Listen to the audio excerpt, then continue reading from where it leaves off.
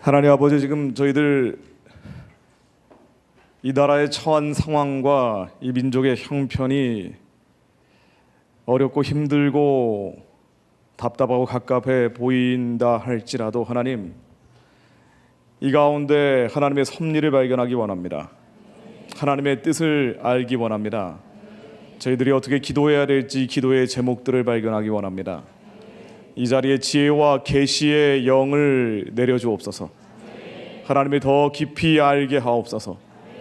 우리 닫혔던 마음의 눈이 열리게 하옵소서. 우리가 기도해야 될 방향과 하나님, 우리를 향한 하나님의 부르심의 소망이 무엇인지 저희로 하여금 깨닫게 하옵소서. 우리 안에 먼저 하나님을 대적했던 모든 이론들과 생각들, 견고한 진들, 이 잡다한 망상들이 예수의 이름으로 다 깨어지게 하옵소서. 육의 생각이 죽어지게 하옵소서. 영의 생각을 따라가게 하옵소서. 저희들이 성령에 따라 사는 자들이 되게 하옵소서. 이 나라와 민족과 열방을 향한 하나님의 마음이 우리 가운데 부어지게 하옵소서. 주님께서 그리하실 것을 믿사오며 예수 그리스도 이름으로 기도했습니다. 네. 어제 계속 기도하고 계속 이 두 개의 버전이 떠오르는데 어떤 쪽으로 얘기해야 될지 고민을 계속 하다가 이제 잠자면서까지 그 생각을 하다 왔습니다. 어제 밤에 잠을 잘 못 자가지고 아침에 한 2시간 다시 자면서 또 생각을 하고 왔습니다. 근데 결정을 못 해가지고 지금 두 개를 다 가져왔는데요. 하나는 아주 마일드한 버전이고요. 누구나 들어도 다 좋은 얘기입니다. 전 이제 이 버전을 만들어 놨는데 자꾸 기도하면 그 버전 다시 A가 생각이 나가지고 이 얘기는 참 불편한 얘기란 말이죠. 그래서 이 얘기를 해야 되나 말아야 되나 고민하다가 여기 잠깐 앉아 있는데 왜 내 편한 것만 하려고 하느냐는 마음이 들어서 제가 다시 A를 갖다 드렸습니다. 이거 여러분들 참 불편할 수 있는 얘기인데요. 그래도 전해야 되겠다는 생각이 들어서 다시 A로 하는 게 나을 것 같습니다. 그럼 요 바로 앞에 성전 앞에 이 경기도 유사차별금지법을 조례로 제정. 이거 아마 대충 여기 계신 분들은 다 아시는 내용, 여기 팜플렛이 있기 때문에 아시는 내용일 거라고 생각이 되는데 이번에 조례를 개정했죠. 성평등위원회를 만든다는 겁니다. 동성애가 난리잖아요. 동성애가 난립니다. 이 젠더 문제가 요란법석한데 원래 이제 소셜리스트들, 사회주의 계열에서는 동성애 문제로 반드시 가정을 해체하고 교회를 해체하고 그래야 자기들의 혁명이 완성된다는, 이건 사회주의에 나와 있는 이론적 교과서와 같은 것입니다. 그러다 보니까 이제 이 사회주의 소셜리즘 쪽으로 영이 가다 보면은 반드시 동성애 문제를 건드립니다. 이게 네오마크시즘이라고 하는 게 바로 이거죠. 60년대 이후에 이 새로운 마크시즘, 새로운 사회주의가 나오면서 이 동성애 차별금지법을 만들면 그러면은 반드시 가정이 붕괴되고 교회가 해체되고 혁명이 완수된다. 이 3단 논법이 나온 거죠. 그러다 보니까 예전의 마크시즘하고 좀 다른 이 동성애 문제를 집요하게 건드립니다. 근데 사상적으로 이쪽으로 기울어지게 되면은 영이 그쪽으로 가는 건데요. 그러면 반드시 동성애 문제에 대해서 아주 관대해지다가 나중에는 이런 차별금지법을 제정해야 된다는 쪽으로 기독교인들조차 움직이는 경우가 많습니다. 그러나 그 열매는 정말 가정이 붕괴되고 교회가 해체되고 그리고 실제로 혁명이 진행되는 경우들이 많죠. 자, 그런데 이러한 젠더 개념, 동성애 개념이 경기도 조례로 들어갔다는 이 얘기예요.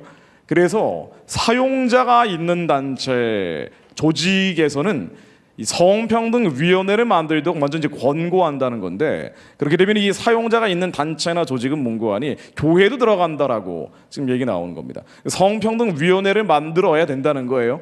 물론 이게 지금 아직은 강제로 해서 감옥에 가두고 벌금을 때리는 수준은 아니지만 앞으로 더 강화되면 그런 수준까지도 갈 수 있다라고 우려가 되는 거죠. 그렇게 되면 교회 안에 성평등위원회, 마치 당회 만들듯이 만들어야 된다는 겁니다. 그렇게 되면 어떻게 되는 거 아니? 이 동성애 개념을 교회 안에서 얘기하지 않으면 성평등위원회 차원에서 국가인권위원회에 문제 제기를 하고 그러면은 당연히 행정적 처벌도 올 수 있다는 얘기입니다. 그래서 이게 아주 심각한 얘기죠. 동성애 개념이 점점 확산되는 겁니다. 이게 바로 양성평등이 아니라 성평등이죠. 섹스 이퀄리티가 아니라 젠더 이퀄리티란 말이죠. 수많은 사회학적 성들을 다 인정하자 그 결과 동성애를 옹호하는 목회자를, 만약 어떤 사람이 신학교에서 그런 단체 활동을 하다가 베레교회 부교육자로 오기 위해서 신청을 했는데 뭐 여러 가지 이유로 넌 안 된다라고 했을 때 내가 동성애자이기 때문에 혹은 동성애를 옹호하기 때문에 거부한 것이다라고 성평등위원회에 문제 제기를 하고 이건 행정적인 처벌이 될 수도 있다라는 얘기입니다.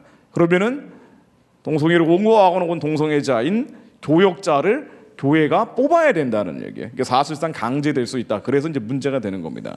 근데 이건 사실은 이제 시작 단계고요. 헌법에 이 개념이 들어가죠. 헌법에 이 개념이 들어갈 가능성이 굉장히 높아진 겁니다. 그럼 인류 역사상 처음으로 이 젠더 개념이 들어간 헌법이 나옵니다. 이 젠더 개념이 들어간 헌법이 나오면은 그럼 모든 한국의 법령들 4,738개나 되는데 이 법령들의 젠더 동성애 개념이 다 들어가게 돼 있는 거예요.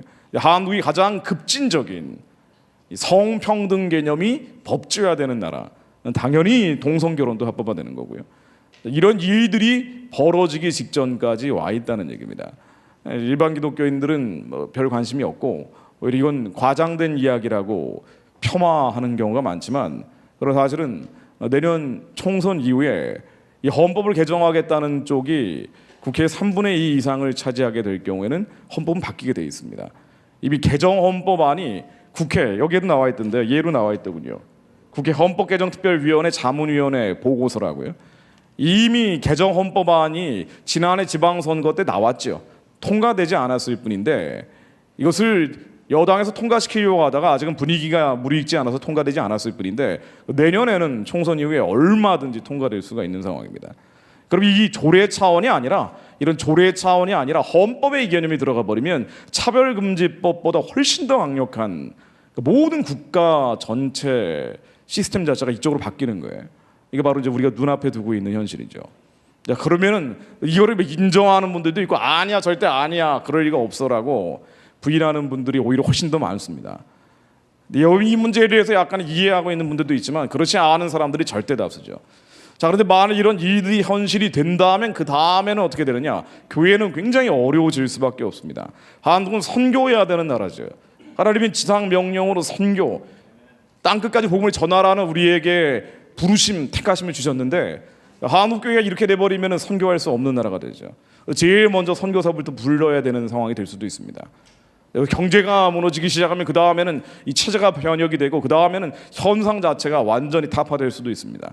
자, 이 일들이 지금 간헐적으로 단편적으로 나오고 있기 때문에 약간 불안감, 두려움을 느끼는 국민들도 늘어나고 있는데 이 상황에서 그러면 어떻게 기도해야 되는지 이 말씀을 드리는 게 제가 좀 더 제 소임을 다하고 가는 것이라고 볼 수도 있을 것 같습니다. 이거는 여러분들이 가지고 있는 생각과 충돌할 수도 있습니다. 여러분들이 가지고 있는 정보와 조화가 안 될 수도 있습니다. 충분히 가능한 일이에요. 왜냐하면 언론과 방송과 미디어가 한쪽으로만 얘기를 하고 있기 때문에 우리가 가지고 있는 지식과 정보라는 건 매우 제한적이죠. 우리는 대부분이 아니라 절대 다수가 보고 싶은 것만 보고 듣고 싶은 것만 듣고 믿고 싶은 대로 믿습니다. 너무 많은 정보와 지식이 있기 때문에 이 가운데서 우리가 알고 있던 그 지식과 정보를 기반으로 우리가 보고 싶은 것들만 뽑아보고 뽑아 듣고 우리가 믿고 싶은 대로 그냥 믿는 거예요. 그야말로 제가 처음에 많이 인용했던 사사기에 나오는 것처럼 왕이 없으므로 각자 소견대로 행한다는 것처럼요. 그냥 각자 자기 소견대로 행하는 시대입니다. 자, 그러다 보니까 이것이 정확한 팩트입니다, 진실입니다 얘기를 해도 받아들이지 않는 경우가 거의 대부분이에요. 그럼에도 불구하고 기도하는 분들이시라고 제가 믿기 때문에 그럼에도 불구하고 말씀을 드리는 게 맞는 것 같습니다. 그렇다고 해서 뭐 제가 절대적으로 신뢰하는 건 아니에요. 기도하는 분들도 얼마나 미혹될 수 있고 얼마든지 실수할 수 있고 특히나 이 세상 문제에서는 더더군다나 그렇습니다.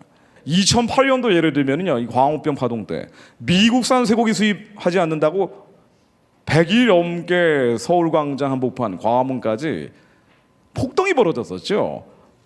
자정 무렵까지는 평화적인 시위하는 것 같았지만 자정 지나서 아침에 동틀 때까지는 매일같이 폭동이 벌어졌습니다. 이 과정에서 500명 넘는 경찰이 다쳤죠. 이유가 뭐냐? 언론과 방송과 미디어에서 미국산 쇠고기 먹으면 광우병 걸린다라고 나왔기 때문에.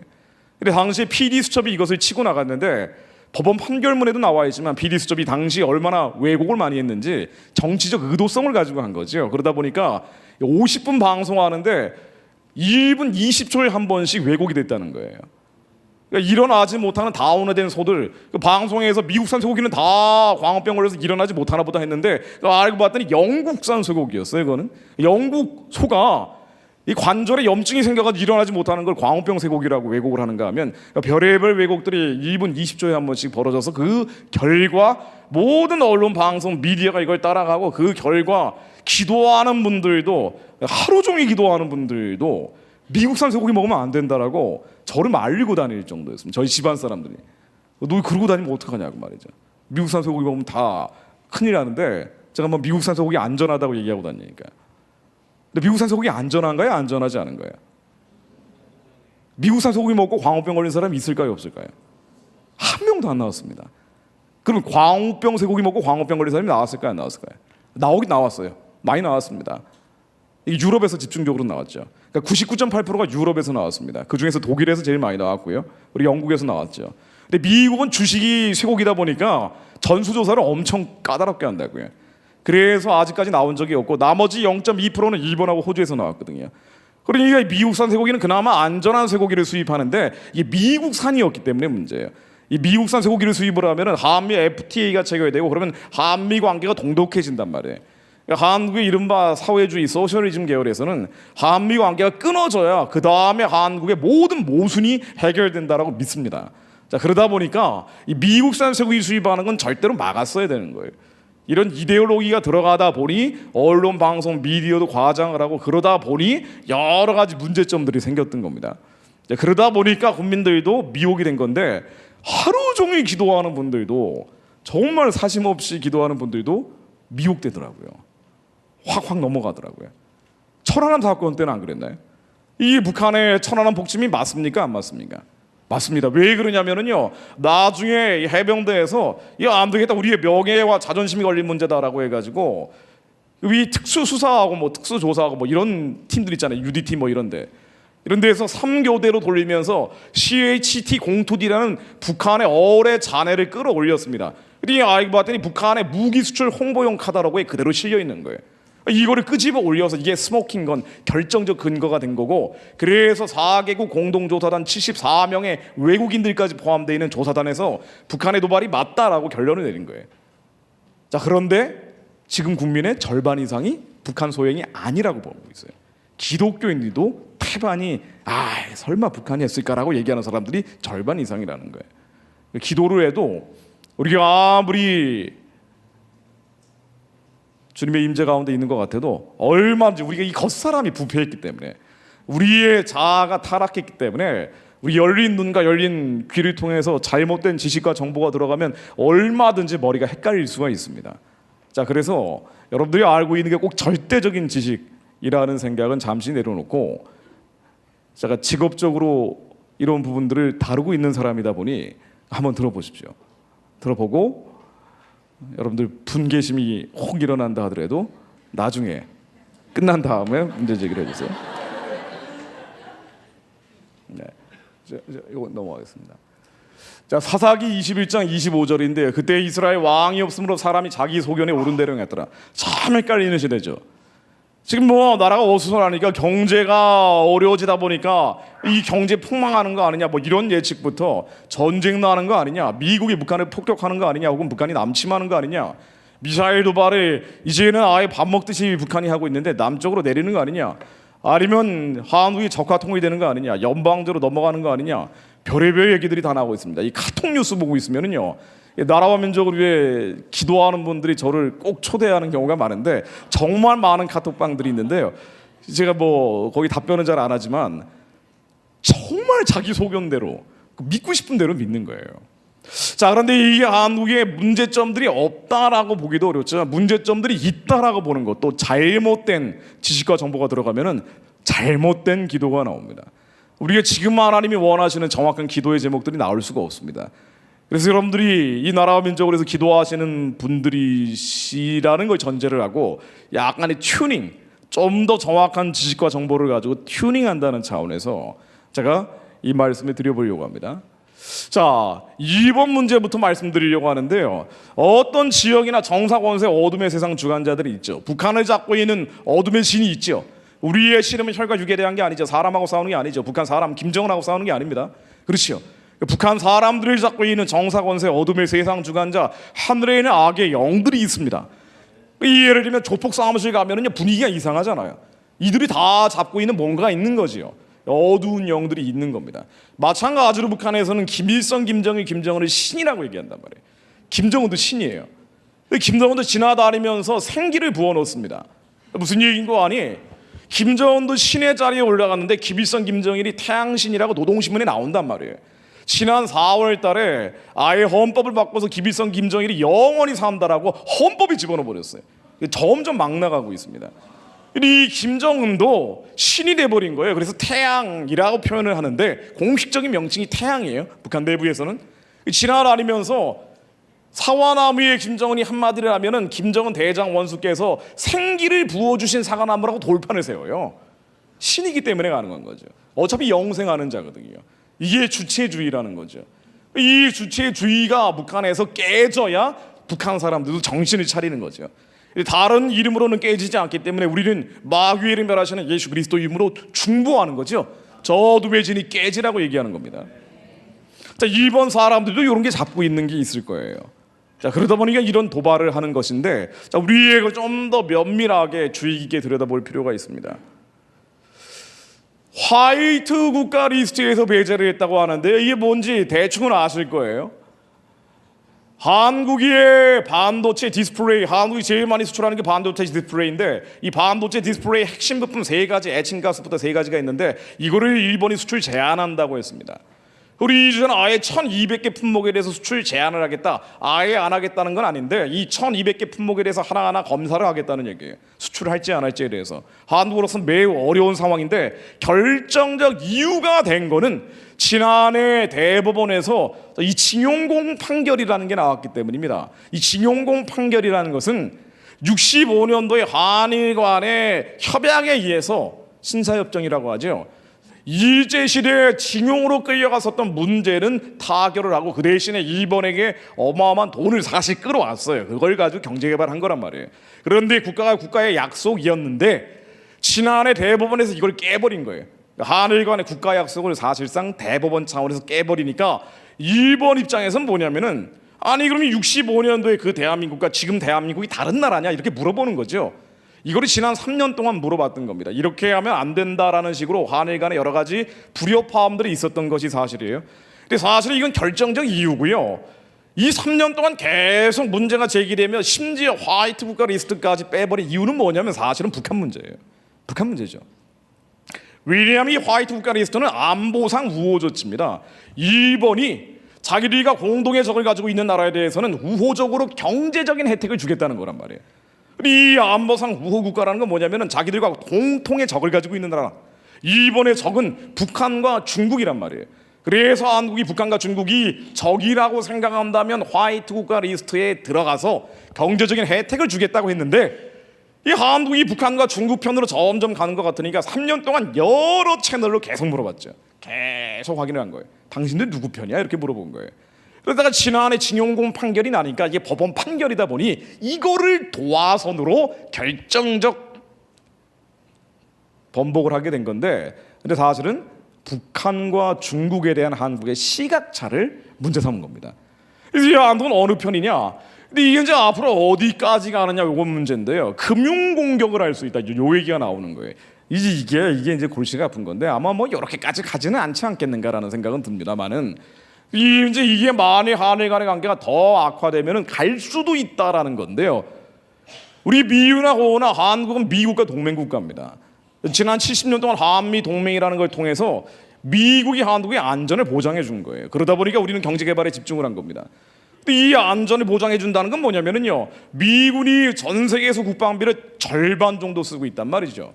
이 나머지 나라들이 다 합쳐도 미국 한 나라를 감당할 수가 없는 초강국이다 보니 이런 미국의 군대가 남한에 주둔을 하니까 북한도 못 건드리고 일본은 말할 나위도 없고 중국, 러시아도 안 건드린 거란 말이에요.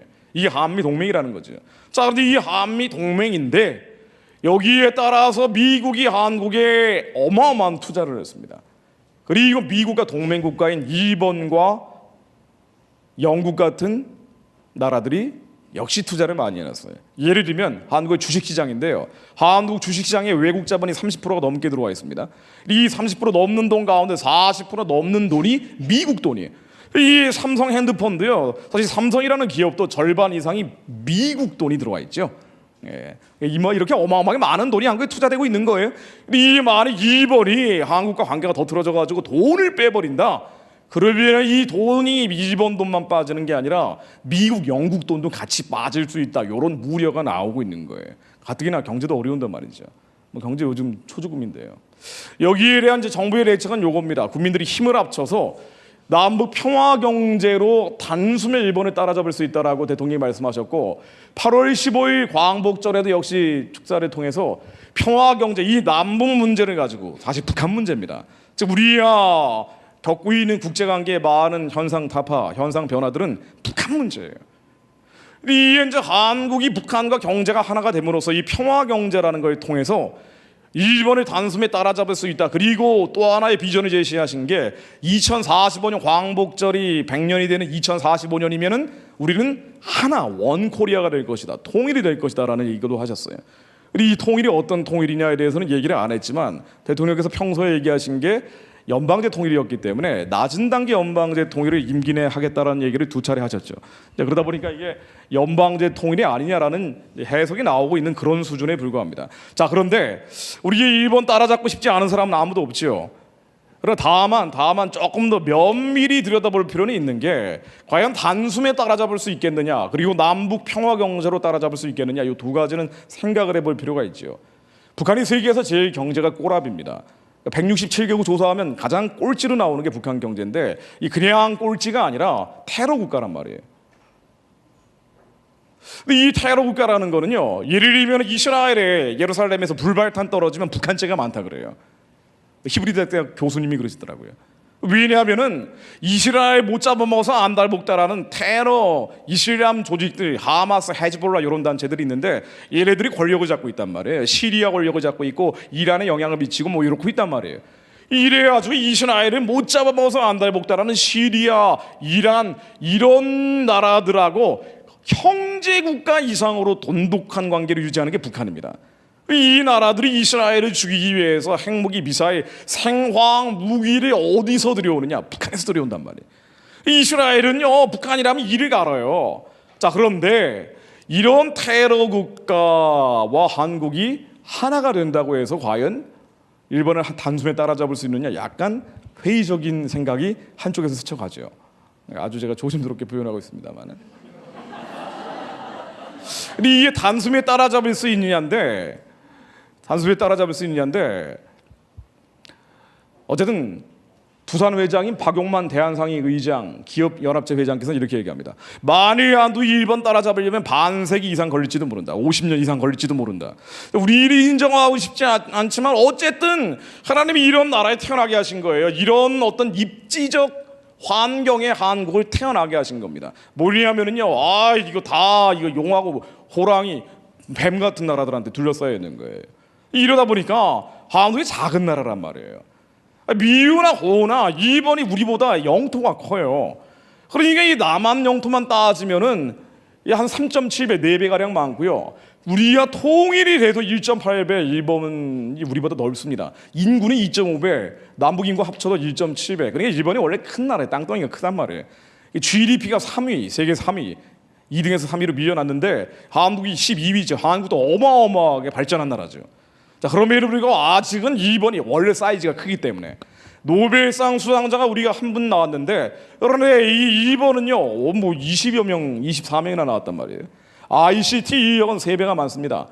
그리고 일본의 의존도가 90% 이상인 품목이 48개라고 나오기 때문에 만일 정말 화이트 국가 리스트에서 1200개 품목들이 다 제한되면 그럼 한국은 전 산업이 위험에 빠진다. 금융 제재를 안 해도 이런 분석이 나오는 겁니다. 근데 이제 여기에서 우리가 단숨에 따라잡을 수 있다는 것은 조금 과장된 얘기인 건 사실이에요. 근데 이 얘기 문제는 뭐냐면은요, 우리의 어떤 일이든지 미움과 증오와 분노로 접근하면 안 되거든요. 아무리 약한 사람이 있어도 우리가 미움과 증오와 분노로 접근하면 그것은 사단만 좋아합니다. 때리면 맞아줘야 돼요. 찌르면 찔려줘야 됩니다. 우리 약한 영들은 대적해야죠. 예수의 이름으로 이 어둠 영들, 이 추하고 더러운 영들은 예수의 이름으로 결박하는 수밖에 없습니다. 근데 우리가 이번에 대해서도 마찬가지예요.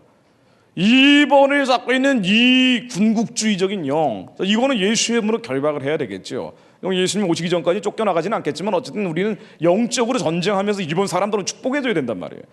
근데 이게 쉽지가 않은 문제예요. 왜냐하면 집단적인 정서가 되면요, 이 집단 정서를 넘어서는 게 어렵습니다. 나뿐 아니라 모든 사람들이 똑같은 분노심을 가지고 있으면 이거 따라가게 돼 있어요. 지역 감정, 민족 정서 넘어서기가 어렵단 말이에요. 자, 그러다 보니 이 반일 감정이 요즘 아주 막 굉장히 거칠게 가고 있습니다. 그러다 보니 이 반일 감정이 어디로 가느냐? 토착 왜구를 척결하자는 쪽으로 확전되고 있죠. 토착 왜구는 뭔고 하니 한국의 보수 우파를 가리키는 거죠. 왜냐면 보수 우파는 이성적으로 접근하자는 얘기를 많이 한단 말이에요, 상대적으로. 이 신보좌파 쪽에서는 이번에 대한 적개심을 훨씬 더 노골적으로 드러내는 경우가 많습니다. 그러다 보니까 한국에서 태어나긴 태어났는데 토착 세력이긴 한데 이번에 대해서 적대적인 감정을 덜 가지고 있는 너희들이 바로 토착 왜구야 라고 보면서, 예를 들면 보수 언론, 보수 정당, 보수 매체에 대해서 굉장한 공격이 들어오고 있는 게 어쨌든 현실이에요. 이 반일 시위를 하면은 한국의 보수 언론이라고 하는 조선일보 폐간하는 이 시위도 같이 진행이 되고 있죠. 그리고 한국의 보수 정당이라고 하는 이른바 제2야당도 해체하라는 집회. 자, 요거는요 인터넷상에서 많이 돌아다니는 사진 그림들인데, 한일전이다. 이게 4월 15일 이 반일 감정이 점점 정치화되고 이념화되고 있습니다. 그러다 보니까 내년 4월 15일 총선거에서 이게 단순히 선거가 아니라 토착 왜구를 섬멸하기 위한 전쟁이다. 그래서 한국의 진보 좌파뿐 아니라 보수 우파 쪽에 있는 사람들도 이 토착 왜구를 섬멸하는데 함께 참전해야 된다라는 쪽으로 몰고 가고 있습니다.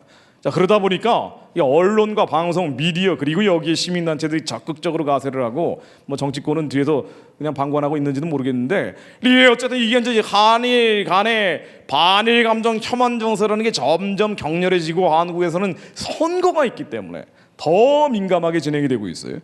이 8개월 남았다. 이 8개월은 뭐냐면요, 내년 4월 총선까지만 참자는 거예요. 뭘 참냐면 일본 여행 가는 것도 참고, 일본 상품 사는 것도 참고, 그리고 8개월 뒤에 총선거가 있으면 이때 토착 왜구를 섬멸해버리자.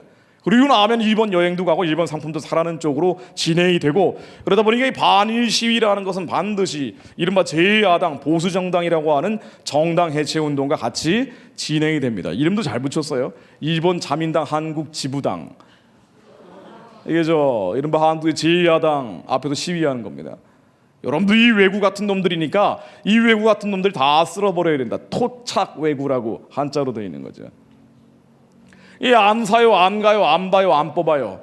안 삽니다 일본 상품, 안 갑니다 일본, 안 봐요 보수 매체. 그리고 결론은 요거예요. 안 뽑아요입니다. 제가 이게 전국을 많이 돌아다니다 보니까 이 팔도 유람을 많이 하게 되는데요, 이 지역마다 색깔의 차이가 있습니다. 제가 아주 민감한 사진들을 일부러 안 가져왔는데 어떤 특정 지역을 얘기할 수 있을 것 같아서요. 아예 완전히 거기는 뭐 지금 그 일제시대 항일투쟁하듯이 온 어딜 가나 거리가 도배가 돼 있어요. 자, 이게 이제 강원도 지역에 있는 어떤 곳인데 이장님들도 나선 겁니다. 안 사요, 안 가요, 안 봐요. 그다음에 이제 안 뽑아요. 뭐 이제 가는 거죠. 이 예전에 이현세라는 만화가 쓴 그림 만화책입니다. 여러분 이 보셨는지 모르겠는데 제가 대학교 때 만화가 된다고 한참 이제 돌아다니고 있을 때 요거를 제가 사가지고 복사하면서 그렸던 기억이 나는데요. 이게 한국의 아주 전통적인 민족 감정을 자극하는, 남북이 힘을 합쳐서 일본 놈들 때려잡는 거예요. 우리는 이게 다 있습니다. 기독교인도 심지어 기도하는 분들도 남북이 힘을 합쳐서 일본 놈들 한번 혼 좀 내보자, 이런 생각들이 이 하나님이 바라는 마음은 아니겠지만 우리 머릿속에는 있는 거예요. 영의 생각은 아니지만 육의 생각이 있는 겁니다. 우리가 육의 생각을 따라갈 때가 훨씬 더 많단 말이에요. 그러다 보니까 이제 이러한 정서가, 특히나 한국은 상처를 많이 받은 국민이다 보니까 우리의 상처를 통해서 미움과 증오와 분노라는 영으로 들어와 있는 경우가 많죠.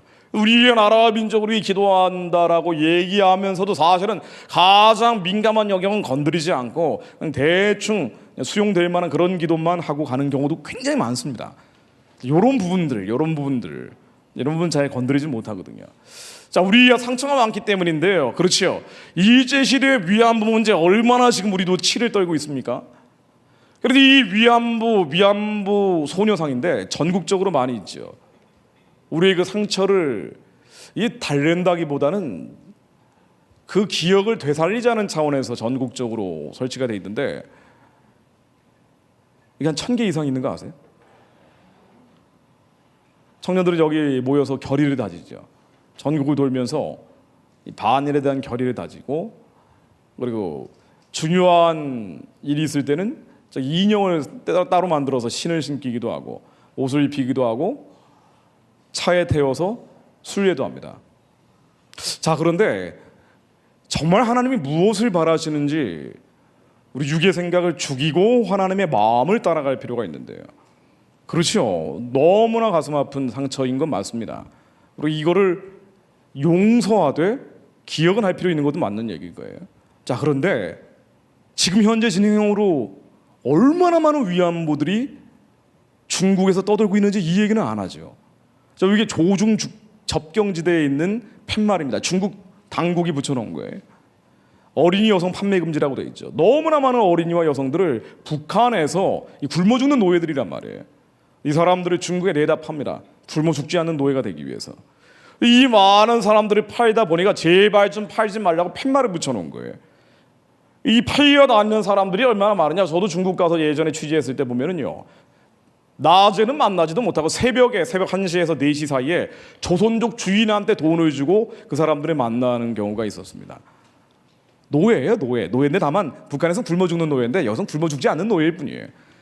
나이 든 여성들은 간병인, 과이 혹은 식모 형태로 팔려옵니다. 이 젊은 여성들, 특히나 어린 아이들까지 성노예로 팔려다닙니다. 그런데 이 중국에서 그대로 사역에 내버려두는 게 아니라 강제로 송환한단 말이에요.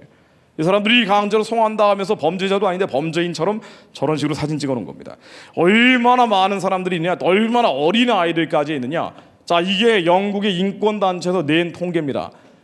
12살 여자아이들까지 팔리는데 팔리는 가격이 15만 원이다. 위안부가 일제시대만 있었던 게 아니고 지금도 현재 진행형으로 우리와 같은 역사와 언어를 가진 사람들이 어마어마하게 중국에 있다는 거예요. 이 얘기는 안 해요. 우리가 이 얘기는 안 합니다. 이 얘기는 절대 안 하죠. 우리가 어떤 기준을 가지고 판단하는 거 아니에요. 하나님의 공의의 기준이 아니라 우리의 상처에 기인한 감정과 기분으로 판단하는 경우가 굉장히 많다는 겁니다. 우리가 일제시대 위안부 문제에 대해서 분개할 것이면 이 문제에 대해서는 더 분개해야 돼요. 진행형이기 때문에. 얼마나 많은 사람들이 얼마나 많은 돈을 자기 가족들에게 보내주는 거 아니. 아이들, 알을 딸을 기르기 위해서 중국에 가서 몸 팔고 있는 어머니들이 그렇게 많다는 거예요. 고향으로 돈을 보냅니다. 심청이처럼 아버지, 어머니, 가족들을 위해서 팔려간 12살짜리 어린아이도 있습니다. 고향으로 돈을 보내는 거예요. 이게 확인된 계좌로 통계낸 것만 1억 달러, 1,200억 원 정도 1년에. 이 사람들이 내버려 두는 게 아니라 강제로 끌고 갔는데 이 강제로 끌고 가는 사람들, 인권단체 통계입니다. 이런 사람들 10만 명이 더 된다라고 지난해 나온 통계예요. 자, 이런 사람 중에 대표적인 사람이 얼마 전에 그 탈북 모녀 굶어 죽은 사건이 있죠. 아주 전형적인 케이스예요.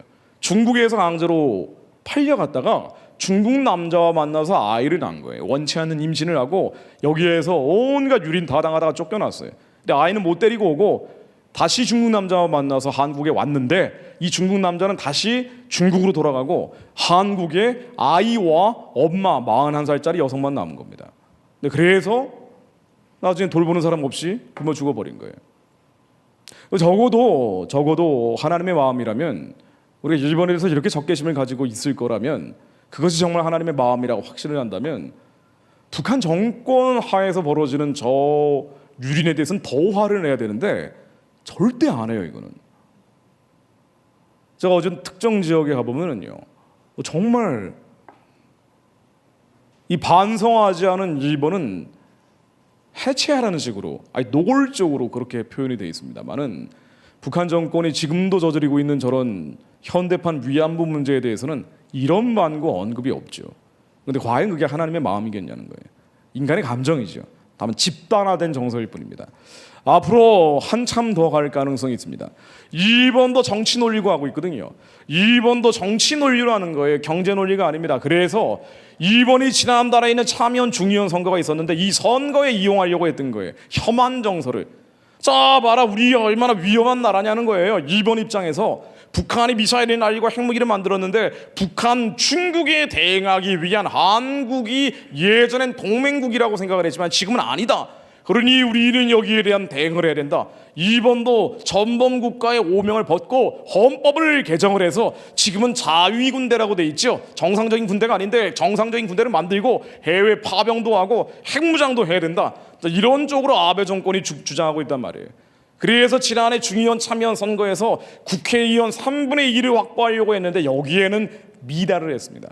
그래서 앞으로 3분의 1을 확보해서 헌법이 개정될 때까지 이거를 질질 끌면서 정치적인 장난질을 할 거예요, 하기는. 자, 그런데 이게 앞으로 이제 어디까지 가느냐? 우리도 사실 정치 논리, 이념 논리가 들어가다 보니까 이제 막 브레이크 없이 가는 겁니다. 앞으로 G소미아라는 걸 폐기하는 얘기까지 정부에서 나왔는데 G소미아는 뭐냐면은요, 이 한일 간의 정보교류협정이란 말이죠. 미윤하고나 한미 간의 군사동맹이기 때문에 미국이 일본과 동맹을 맺고 있는 바 한국과 일본 사이에도 군사정보교류협정이라는 걸 맺고 있었어요. 왜? 북한 정권과 중국 공산당 체제가 공동의 적이라고 전제하고 있었기 때문에. 근데 우리가 이제 이걸 깨겠다는 얘기를 먼저 한 겁니다. 자, 그러면 어떻게 되느냐? 그럼 이제 한미 관계도 깨집니다. 이건 뭐 자연스럽게 가는 거예요. 왜냐하면 한국과 미국이 동맹인 것처럼 미국과 일본이 동맹이기 때문에. 자, 이걸 이제 가끈 전략이라고 하죠. 김일성이 북한 체제를 만들었을 때 자기들이 생각하는 이 주체주의를 가지고 공산주의를 북한화시킨 거란 말이에요. 이 주체주의를 가지고 남한의 혁명을 하려면 반드시 남쪽에 미군이 나가야 되는데 이 미군이 한 3만 명 있으니까 도저히 아무것도 안 되는 거예요. 그래서 미군이 내보내야 되는데 이게 가시예요. 미군을 내보내려면 어떻게 되느냐? 이 갓끈이 있다는 겁니다. 한쪽이 한미 관계, 그리고 또 한쪽이 한일 관계라는 거예요. 한미 관계를 끊어내지 못할 것이면 한일 관계를 끊어내야 된다. 그러면 가슴 날아가고 미군은 떠나가게 돼 있다. 굉장히 전략적인 얘기죠. 그래서 반일 감정을 계속 자극하면 반드시 미군은 나간다라고 김일성이 주장을 해왔던 거예요. 이게 사실은 어느 정도는 맞는 얘기죠. 아주 마귀적이고 세상적이고 정욕적인 지식을 가지고 있는 것이기 때문에 아주 날카로운 얘기예요. 자, 그러다 보니까 지금도 주말 되면 광화문 한복판에서 미군 나가라고 난립니다. 법석인데 주한미군 철수하라고, 한미동맹 해체하라고 지금도 일장기만 태우고 있는 게 아니라 성조기도 같이 찢으면서 미군 나가라고 저렇게 열심히 한국의 시민사회계에서 운동을 하고 있는데 이게 많이 G소미아 한일 간의 관계가 더 악화돼서 한일 군사정보교류협정까지 깨져버리면 한미 관계는 어려워질 수밖에 없죠. 한미 관계 어려워지면 어때? 자주적이고 주체적인 나라가 되는데. 근데 이렇게 생각하는 사람들이 점점 늘고 있기 때문에 뭐 그렇게 생각한다면 이건 아주 좋은 상황 전개입니다만은, 그러나 이 한미 동맹이라는 것이 지난 70년 동안 전쟁을 막아온 역할을 해왔다라는 너무나 명백한 현실과 사실에 입각해서 보자면 위험스러운 것도 사실이에요. 현실입니다. 왜냐하면 한반도는요 국제정치적으로 무범지대죠. 우리 960번 외침을 당했다고 하잖아요. 5년에 한 번씩 외적들이 몰려오는데 미국이 너무 세니까 이 미국이 한국과 동맹을 맺어놓으니 건드리질 않은 거란 말이에요. 미국이 손을 털면 반드시 옆에 나라들이 건드릴 수밖에 없다라는 게 거의 정석 같은 겁니다. 자, 그런데 한미 관계가 요즘 이상해요. 점점 이상해지는 게, 이건 뭐 일본과의 관계가 이상해지는 것과 마찬가지입니다. 뭐냐면은요 북한과 중국에 대한 시각이 너무 다른 거예요. 결정적으로 북한에 대한 시각입니다. 이 미국과 일본과 해양 동맹 국가들은요 여전히 북한은 우리의 주적 체제다라고 보고 있는데 우리는 이게 아니라 우리 민족이다라고 보는 시각이 지배적이다 보니까 동맹보다 민족이 앞서는 관계로 생각이 바뀌니까, 정책이 바뀌니까 미국과 일본과의 관계도 틀어지기 시작하는 거예요. 그러다 보니까 한미 간에는요 이 동맹을 하기 위해서 훈련을 굉장히 많이 해왔는데 이 모든 한미 군사훈련도 중단이 돼버렸죠. 세 가지 훈련, 독수리, 키 리저브, 이 세 가지 큰 훈련을 해왔는데 이게 모두 중단된 상태고, 이러다 보니까 한미일 동맹, 우리가 미운하고나 어쨌든 지난 70년 동안 한미일 동맹이라는 걸 통해서, 이 해양 동맹이라는 걸 통해서 대륙에 있는 북한, 중국, 러시아를 막아왔던 것 같은데, 한국이 북한과 중국 쪽으로 점점 유착되다 보니까 점점 이런 방향으로 가면서 한미 간의, 한일 간의 관계는 더 멀어지게 되는 거예요. 그러다 보니 한미 군사훈련도 다 중단이 됐고요, 공군 훈련 맥스 언더 비저런스 에이스도 중단이 됐습니다. 물론 정책 담당자들은 이상 없다라고 얘기를 합니다. 근데 이거 아세요? 예전에 73년도에 남베트남, 북베트남, 지금 베트남이 한 나라죠. 그런데 예전에 남베트남, 북베트남, 남한북한처럼 자유주의, 공산주의로 갈라져 있었잖아요. 이제 그러다가 73년도 1월 달에 평화협정이라는 걸 맺고 남베트남에 있던 미군이 다 철수했습니다. 철수하기 전까지도 베트남과 미국과의 관계는 혈맹이라 그랬어요. 전날까지. 그러니까 원래 외교 관계는 그런 겁니다. 지금 이게 나오는 얘기와는 좀 다르게 현실은 뭐냐면은 한미 관계가 좀 이상해요. 그래서 한미 훈련이라는 게 동맹이라는 이름을 안 붙이고 지난 3월 달에 한 번 했는데요, 19-1이라는 훈련을 했습니다. 2019년에 첫 번째 훈련이다라는 건데, 이거는 실제 훈련이 아니라 컴퓨터 시뮬레이션으로 대체를 했어요. 근데 이번에 8월 달에 하는 거는요, 아예 동맹이라는 이름도 빼버리고 19-2라는 훈련으로 하고 있는데, 이거를 북한이 문제 삼은 거예요. 왜냐하면 북한도요 거의 마지막이란 말이에요. 이게 마지막으로 어떻게든 해봐야 되는데, 이거를요 지금 마지막 배팅을 하기 위해서 한미 간의 관계를 결정적으로 끊어내야 돼요. 그래야지 남한을 요리할 수 있다라고 보는 것 같아요. 70년 동안 그래왔기 때문에. 그래서 이참에 한미 군사훈련을 완전히 중단시키고 한미 관계를 완전히 끝장낼 수 있어야 된다라고 주장을 하는 것입니다. 자, 그런데 이제 여기에 대해서 한국이 이제 그렇게 애매한 태도를 자꾸 취하다 보니까, 그러다 보니까 북한이요 미사일이 계속 날리는데, 미사일이 왜 계속 날립니까? 결정적 기회라고 보는 거예요. 한미 관계를 끊어낼 수 있는, 한미 훈련 이제 형식적으로 하는 것도 완전히 중단해라. 너희들이 이게 어떻게 평화가 오는 길이냐? 평화는 우리에게 맡겨야 되는데. 자, 그러다 보니까 미사일이 날리는데, 이 미사일이요 지난 5월 달부터 자주 날리고 있습니다. 이 미사일이 뭐냐면 언론에 나오는 게 이스칸테르급이라고 하는데, 이게 뭐 이 이름이 중요한 게 아니고요, 쉽게 얘기하면 이스칸테르급 미사일하고 로켓 두 가지가 있어요. 날아가는 건 두 가지인데, 폭탄이요, 로켓은 총알처럼 쭉 날아가는 거고, 미사일은 유도장치, 핸드폰에 있는 GPS가 달려 있습니다. 막 이렇게 날아가는 거예요. 더 날아가는 경우도 있어요. 막 이렇게 막 유도장치가 돼가지고.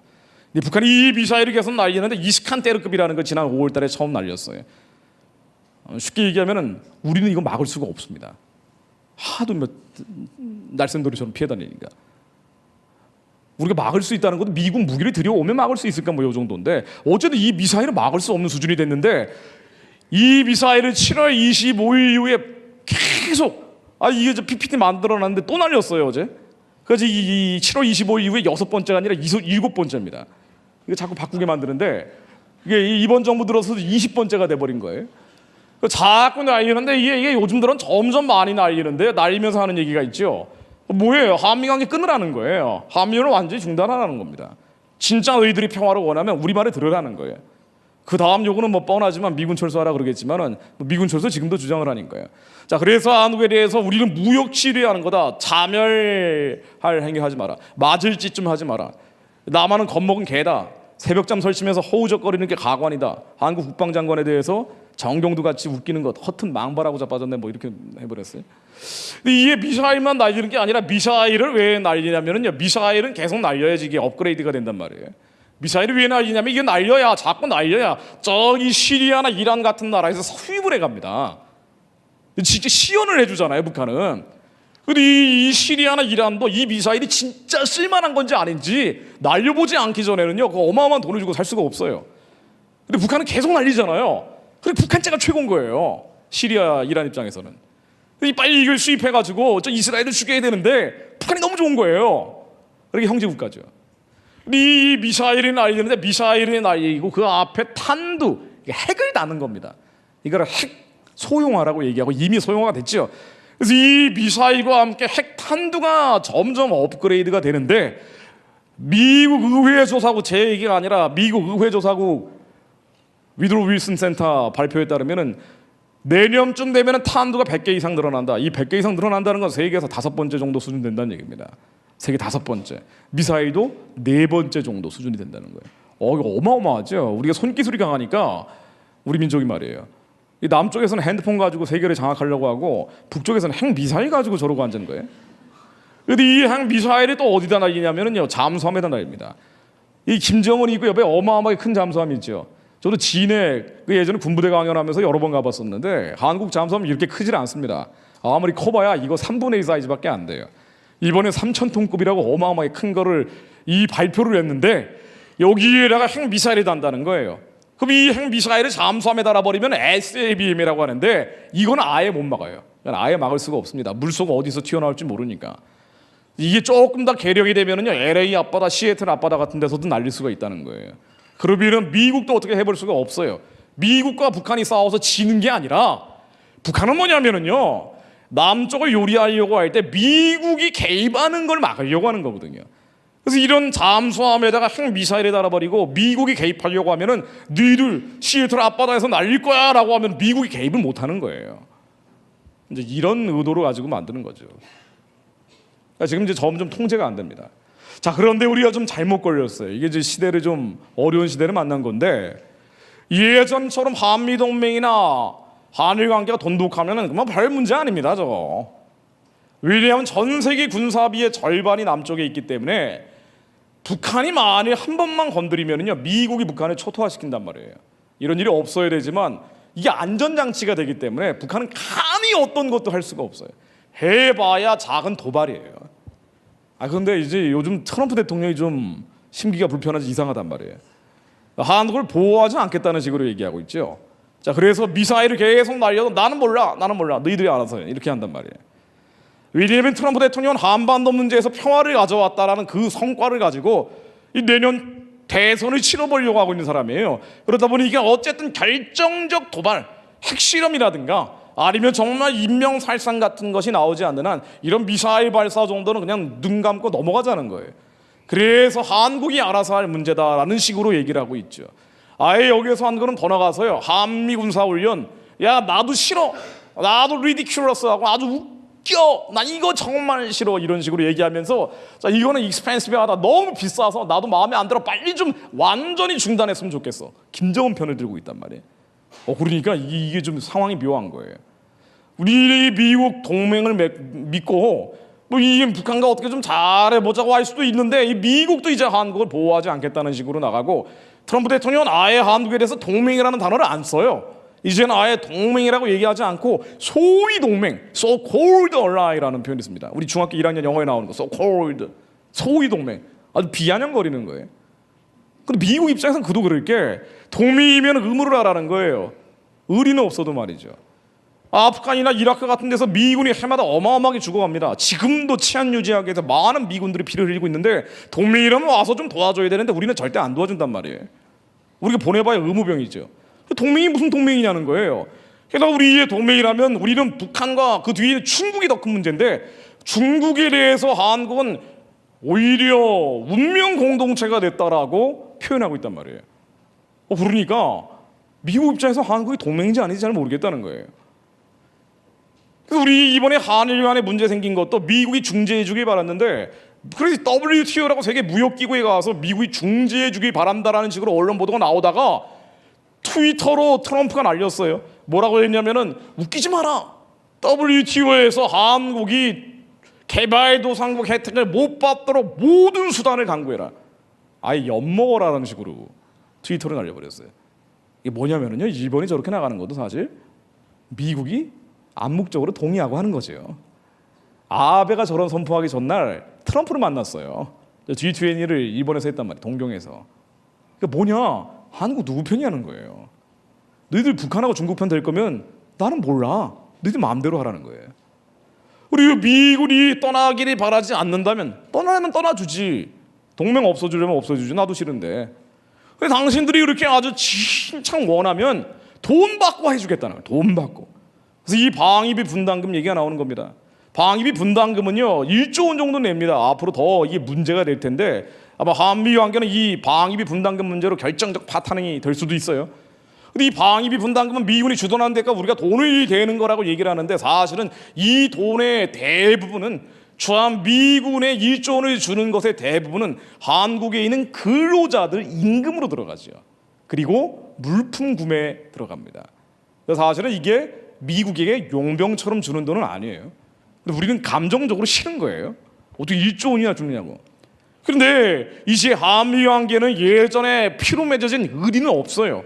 아주 천박한 음만 남아있는 상태란 말이에요.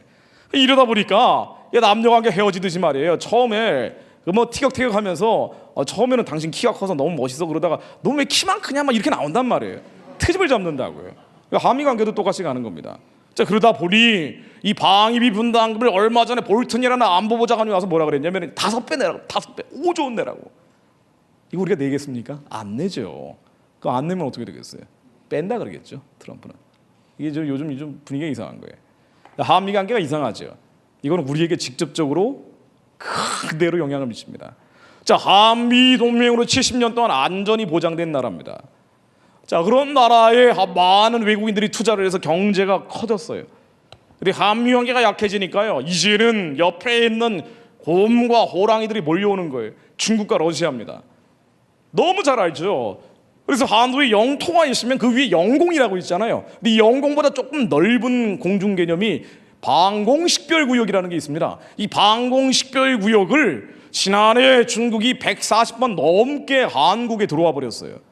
한미 관계가 약해지니까 우습게 보는 거예요. 중국은요, 예전에 천안함 폭침 나고서도 중국에 별세 딸린 장군이 와서 세미나에서 뭐라 그랬냐면은 미국만 없었으면 예전에 손봤을 나라가 한국이다 이렇게 얘기하고 갔어요. 이렇게 보는 나라예요. 사실 이 주변에 큰 나라가 너무 많기 때문에. 그게 다 정상적인 나라가 아니거든요, 이 중국이. 자, 이러다 보니까 한미 관계 약해지면 빈틈을 파고듭니다. 제일 민감한 땅으로 왔죠. 이번에는 아예 중국과 러시아가 합동훈련하면서 폭격기를 몰고 왔어요. 베어라는 폭격기하고 H6K라는 폭격기를 몰고 왔는데 위에가 러시아고 아래가 중국 건데요. 이 베어라는 폭격기는 뭐냐면 프로펠러 비행기입니다. 소리가 무진장 커요. 그래서 이게 언제 쓰냐면은요, 공갈을 칠 때 쓴대. 공갈 칠 때. 옆에 있는 작은 나라 공갈 칠 때 소리가 하도 크니까 이 제트기로 다니죠, 비행기가. 일부러 공갈 치려고 온 거예요. 근데 여기 이제는요, 방공식별구역이 아니라 아예 영공을 침공을 했죠. 여기에다가 핵미사일을 실으면 폭격기이기 때문에 28발을 싣습니다. 핵미사일 한 방 떨어지면 많이 죽으면 200만 명까지 죽기 때문에 28발을 다 핵미사일로 채웠으면 한국 사람은 다 죽는 거예요. 그러니까 아예 침공이죠. 이거는 침공이에요. 우리 영공으로 들어왔기 때문에. 근데 우리가 끽소리 안 했죠. 그 무관 초치라고 해서 무관한테 한번 불러다가 물어본 게 다예요. 이게 미국하고 동맹 안 맺으면 이게 못 막아요. 이거는 이게 이제 어쩔 수 없는 현실인데 지금 뭐 다들 뭐 감정 기분으로 가니까. 그리고 이번에 이제 일본이 지들 땅에 왔다고. 국제법적으로 독도는 우리 땅이 아니에요. 슬프지만 무인도라고 돼 있단 말이에요. 중국 러시아가 저렇게 몰려온 거예요. 그래서 이번에 일본이 자기들 땅이라고 서로 분쟁지대라고 돼 있어요. 국제법적으로는. 일본이 성명을 발표하니까 일본은 자유민주주의 국가니까 함부로 침공은 안 한단 말이에요. 그리고 우리가 오히려 이제 일본한테는 쌍심지를 키우면서 니들 뭐야 이제 이러고 나온 거예요. 앞으로 이제 더 심해지겠죠. 그 결과 한미 관계는 멀어집니다. 이걸 결정적으로 정리하는 선언이 종전선언이라는 겁니다. 한미 관계를 이제 결정적으로 끊어버리는 게 평화협정입니다. 평화체제입니다. 이게 뭐냐면요, 미군이 한반도에서 운용이라 그래요. 미군이 한반도에서 활동을 하려면 두 가지 트랙이 있었습니다. 하나는 한미연합사령부라는 게 있고요, 또 하나는 유엔사령부라는 게 있었어요. 지금도 있지만은요, 주한미군이 그냥 있다고 해서 북한이 남침하거나 도발한다고 해서 개입을 하는 게 아니에요. 그게 아니고 그냥 기지만 활용할 수도 있단 말이에요. 중립군처럼. 한반도 문제에 개입할 수 있는 근거는 한국과 미국이 연합사령부를 만든 게 하나가 있고, 또 하나는 유엔사령부, 즉 유엔이라는 이름으로 6.25 전쟁에 참전을 하고 아직 전쟁을 끝내지 않은 정전협정을 맺은 상태이기 때문에 이 유엔사령부라는 이름으로 개입할 수가 있는데, 그래서 북한이 한국을 함부로 못한 거예요. 천안함 사건에서 148명의 군인들을 죽게 했지만 그 이상으로 도발을 못하는 건 바로 한미연합사령부와 유엔사령부로 미군이 개입할 수가 있기 때문에, 항공모함이 들어와서 평양을 때릴 수가 있단 말이에요. 자, 그런데 이 한미연합사령부는 이번 정부에서 없애버렸어요. 이제 남아있는 게 유엔사령부입니다. 근데 이 유엔 사령부가 이제 종전선언이라고 정전협정을 종전선언, 전쟁이 완전히 끝났다라는 선언을 하면 유엔 사령부가 없어져요. 그럼 미군은 있으나 마나요. 종이호랑이가 됩니다. 그리고 평화협정이라는 걸 맺으면 이제 평화가 왔기 때문에 무조건 외국 군대는 나가야 돼요. 이게 국제법적인 정의입니다. 역사적인 결론이에요. 베트남 다레전. 그럼 이거 평화 상태라고 얘기합니다. 그런데 이 종전선언 평화협정 평화체제가 되면은 한미관계는 정리가 되는 거예요. 일단 예전의 한미관계는 사라지는 겁니다. 미군이 한국에 있든 없든 간에 중립군, 잠시 항구를 활용하는 부대, 잠시 기지를 이용하는 부대에 불과한 거지 한국 문제는 절대로 가타부터 얘기할 수가 없어요. 자, 그런데 이 한미연합사령부가 해체된 데 이어서 유엔 사령부도 해체되기 직전까지 와 있는데 이미 지난해 4월 27일 날 남북정상회담을 하면서 종전선언 평화협정 평화체제를 약속을 했죠. 이미 남북정상 간의 합의가 끝난 거예요. 그리고 이 종전선언 평화협정 평화체제에 대해서 푸틴과 김정은, 시진핑과 김정은, 우리 시진핑과 푸틴 계속 셋이 만나면서 빨리 한반도에서 종전선언 맺어라, 평화협정 맺어라, 평화체제 맺어라. 우리야 이것은 주한미군 철수고 한미동맹 해체이기 때문에 빨리 이걸 해야 된다라고 올해 들어서만 이렇게 여러 번 만나가지고 계속 선언을 한 거예요, 자기들끼리. 그런데 아직도 한미 훈련을 하고 앉았으니 이놈들 뭐냐는 거예요. 결정 다 해놓고 작년에. 그 지금 저 난리치는 거예요. 중국, 러시아도 그렇고. 빨리 미국 나가라는 거예요. 왜 안 나가고 저기서 삐지기고 있냐는 거예요. 내가 시진핑이어도 그럴 것 같아. 결정 다 해놓고. 이거 마지막으로 맡고 있는 건 미국 한 나라죠. 미국은 한국에서 나가고 싶은 생각이 없어요. 눈꼽만큼도 없습니다. 북한도 막아야 되지만 중국, 러시아를 막으려면 한국에 있는 게 낫단 말이에요. 그런데 한국이 이렇게 원하면, 중국과 러시아와 북한이 그렇게 원하면 뭐 돈도 많이 드는데 한번 나가버리지 뭐. 이런 상태까지 와 있는 거예요. 그래서 이 트럼프 대통령도 한미위원 너무 돈이 많이 들어가는데 훈련을 완전히 중단해버리면 한미 동맹이라는 의미를 상실해버리죠. 나가버릴까 말까 지금 이런 상태예요. 지금 한국에 대해서. 이 완전히 나가버리면 애치슨 라인이라는 게 그어지는 거죠. 예전에 1950년 6.25 사변 북한이 남침하기 전에 애치슨 라인이라는 게 1년 전에 그어지고 주한 미군이 1년 전에 다 철수했단 말이에요. 그때 39,000명이나 되는 군대가. 근데 지금 무기가 워낙 개발이 돼가지고요. 70년 전하고 다르게 일본으로 다 빼도 얼마든지 북한과 중국, 러시아를 막을 수 있다라는 차원까지 와 있어요. 그래서 굳이 한국에다 놔둘 필요는 없다라는 것이 지금 백악관의 입장입니다. 이게 언제 결정되느냐? 아마 내년 이후에 결정될 겁니다. 어떻게 되느냐? 한반도 현상이 깨지는 겁니다. 구한말처럼 우리가 살고 있는 삶의 지평이 완전히 바뀌는 거예요. 이게 아마 내년 4월 15일 총선 이후에 바뀔 겁니다. 뭐 이게 이제 선거 얘기까지 나오니까 머릿속이 복잡해지는 분들이 많이 계실 텐데 여러분 한번 생각을 해보십시오. 이제 반일 프레임, 평화 프레임, 평화는 안 왔습니다. 핵무기 미사일은 그대로예요. 진정한 평화는 북한 사람들이 하나님으로의 자유가 회복돼야 평화가 옵니다. 이 진짜 평화가 아니란 말이에요. 지금 진행되고 있는 거는 그냥 인본주의적 평화예요. 인간적 평화. 우리 말만 하고 있는 거예요. 이 평화 프레임으로 북한이 미사일을 계속 날리다가 아마 극적인 파결을 선거 전에 보게 될 겁니다. 안 할 수가 없죠. 이 반일 프레임은 거의 브레이크가 없습니다. 지금 점점 날개 돋친 뱀처럼 번져가고 있어요. 자, 이 프레임에 한국 사람들, 한국의 기독교인들이 다 빨려 들어가기 시작한다면 아마 내년 4월 이후에는 헌법이 바뀔 겁니다. 왜냐하면 헌법 바꾸겠다는 정치 세력이 지금 국회의 절반 이상을 차지하고 있는데 아직 3분의 2가 아닌 것뿐이에요. 이 3분의 2가 돼버리면 헌법은 바뀝니다.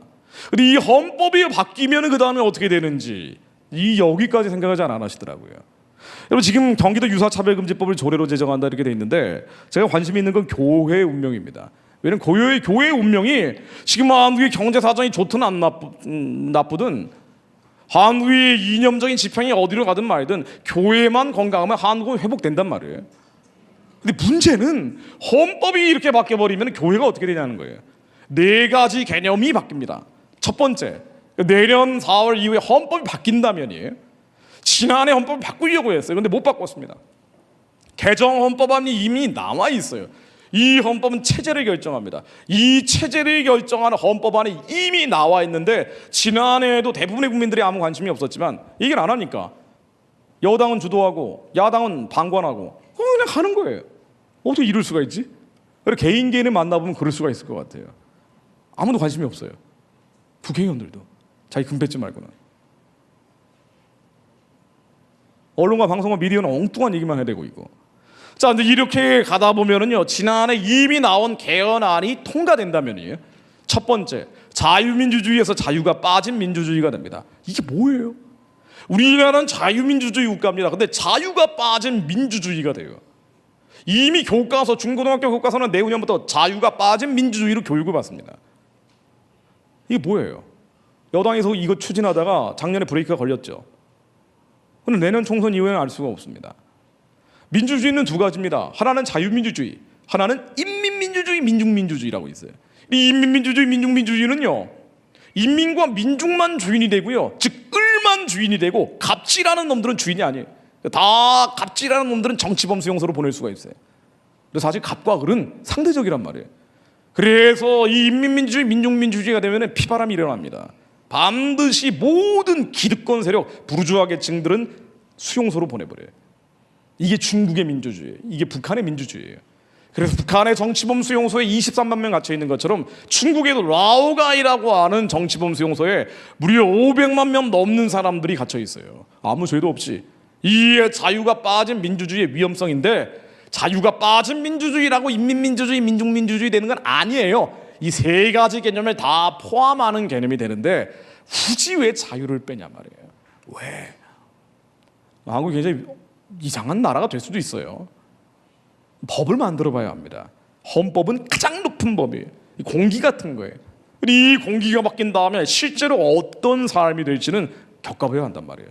또 하나는 뭐냐면요, 경제가 바뀝니다. 경제가 우리는 시장 경제인데요, 지금 자본주의예요. 이 시장 경제 자본주의, 루터와 깔뱅이 만든 거죠. 종교개혁의 열매란 말이에요. 그런데 성경에서 나온 이 자본주의 시장 경제, 이게 돈만 생각하는 게 아니란 말이죠. 이거를 뒤집어서 사회적 경제로 바꾼대요. 이 뭔지 해봐야 합니다. 사회주의적 경제의 줄임말인지 뭔지. 이게 기독교 차원에서 좀 관심 가질 수밖에 없는 건 이 세 번째, 네 번째입니다. 기본권의 주체를 국민이 아니라 사람으로 바꿔요. 근데 국민이 기본권 가져야죠. 미국도 시민권을 가져야 오바마 케어, 지금 트럼프 케어를 받는단 말이에요. 그런데 이제 모든 시민들, 국민이 아닌 외국인이나 불법 체류자도 한국은요, 종교의 자유를 누릴 수 있게 하면은요, 그러면 무슬림들이, 불법 체류자, 임맘 같은 사람들이 와가지고 전도사들이죠, 모스크를 만들어도 못 막아요. 그럼 이거는 우리가 전도해야 되는데 오히려 한국이 역전도가 될 수도 있다는 얘기입니다. 그래서 우려를 하죠, 기독교계에서. 그리고 요 개념이 들어가는 거예요. 양성평등이 아니라 성평등이 들어간다는 겁니다. 이 양성평등으로 결혼제도가 돼 있던 거를 굳이 양자를 빼고 성평등 결혼제도로 바꾸겠대요. 그리고 이 성평등을 모든 영역에서 실시한다라고 하는 포괄적 차별금지 조항이 들어갑니다. 그리고 이는 모든 영역이기 때문에 이러한 헌법 조항이 들어가면 4,738개의 법령을 다 바꿔야 돼요. 그러면 초등학교 들어갈 때부터 젠더 교육을 받아야 된다는 거예요. 이것뿐 아니라 동성결혼을 아예 합법화시켜버렸죠. 헌법 조항에서. 상세하게 지금 여기 나와 있는 국회 헌법개정특별위원회 자문위원회 보고서에 자세히 설명이 되어 있습니다. 이것은 동성결혼 합법화라고 되어 있어요, 헌법 개정안에. 그리고 이게 내년 이후에는 이맘때는 어떤 나라가 되어 있을지 참 예측이 잘 안 되는 상황입니다. 그러면 미국이 종전선언 평화협정 평화체제를 반대를 해도 만일 내년 이후에 한국 스스로 체제를 바꿔버리면 헌법은 바뀌고요. 그렇게 되면 현상도 타파되고, 그렇게 되면은 종전선언 평화협정 평화체제로 가겠죠. 근데 참 너무 어이없는 일이지만 한국의 큰 교회들은 너도 나도 앞다퉈서 빨리 종전선언 맺자고 기도하고 있어요. 빨리 평화협정 맺자고 기도하고 있습니다. 한국의 큰 교단은 앞다퉈서 한기총 빼놓고, 그 많은 논란을 일으키고 있는 전광훈 목사님 빼놓고 나머지는 하나같이 빨리 평화협정 맺어야 된다고 맨날 성명 내고 있어요. 물론 이게 선수들이 하는 거라고 저도 알고 있어요. 그 안에 선수들이. 근데 교단장들도 반대 안 하고 그냥 뭐 좋은 게 좋은 거다라고 그냥 가는 거예요.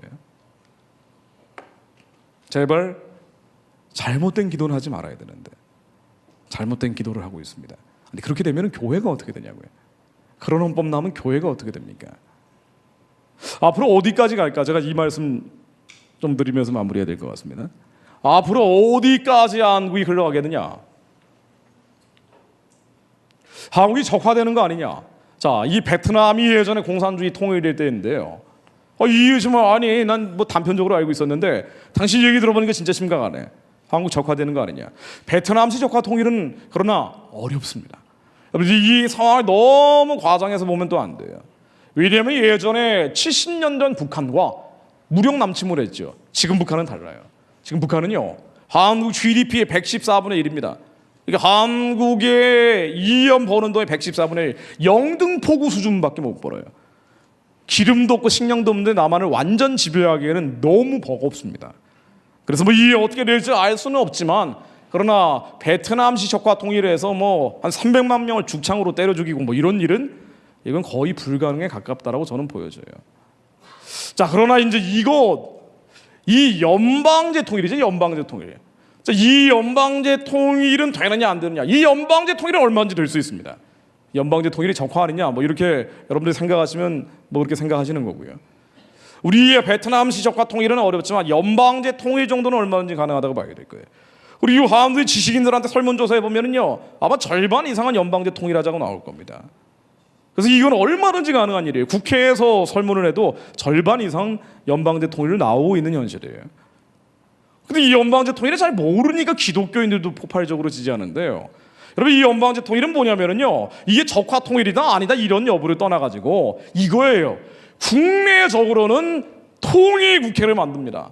근데 이 통일국회를 만들면 어떻게 되겠냐고요. 북한 노동당이 지금 분리가 돼가 있어도 저 정도 공갈 협박을 하는데 국회 안에 조선노동당이 절반을 차지한다면 그 다음에 어떤 법을 만들겠냐 말이에요. 어떤 법을. 이게 적화해요 아니에요. 각자 판단하셔야 되고요. 대내적으로는 이렇게 되면 굉장히 이상한 일들이 벌어질 겁니다. 아마 한국의 자문관 이름으로 많은 북한 인력들이 들어올 거예요. 어느 부처에 심지어 기업에도 고문이라는 이름으로 북한 사람들이 들어올 겁니다. 북한이 직접 지배할 능력은 없지만 얼마든지 간접적으로 자기들의 이익을 뽑아갈 수 있는 능력은 있죠. 뒤에 핵무기와 미사일이 있으니까. 우리 한미동맹이 해체됐기 때문에 한일 관계가 파탄났기 때문에 얼마든지 가능하단 말이에요. 이런 것들은 가능하죠. 자, 그리고 또 한 가지 우리 관심을 갖게 되는 건 뭐냐면은 연방제 통일이 되면은 대외적으로 한 나라가 됩니다. 대내적으로는 통일국회라는 걸 통해서 지방 정권이 되는 거예요. 그런데 대외적으로는 우리나라 여권과 북한 여권이 같아집니다. 이게 뭘 의미할까요? 북한 여권과 우리 여권이 같아져요.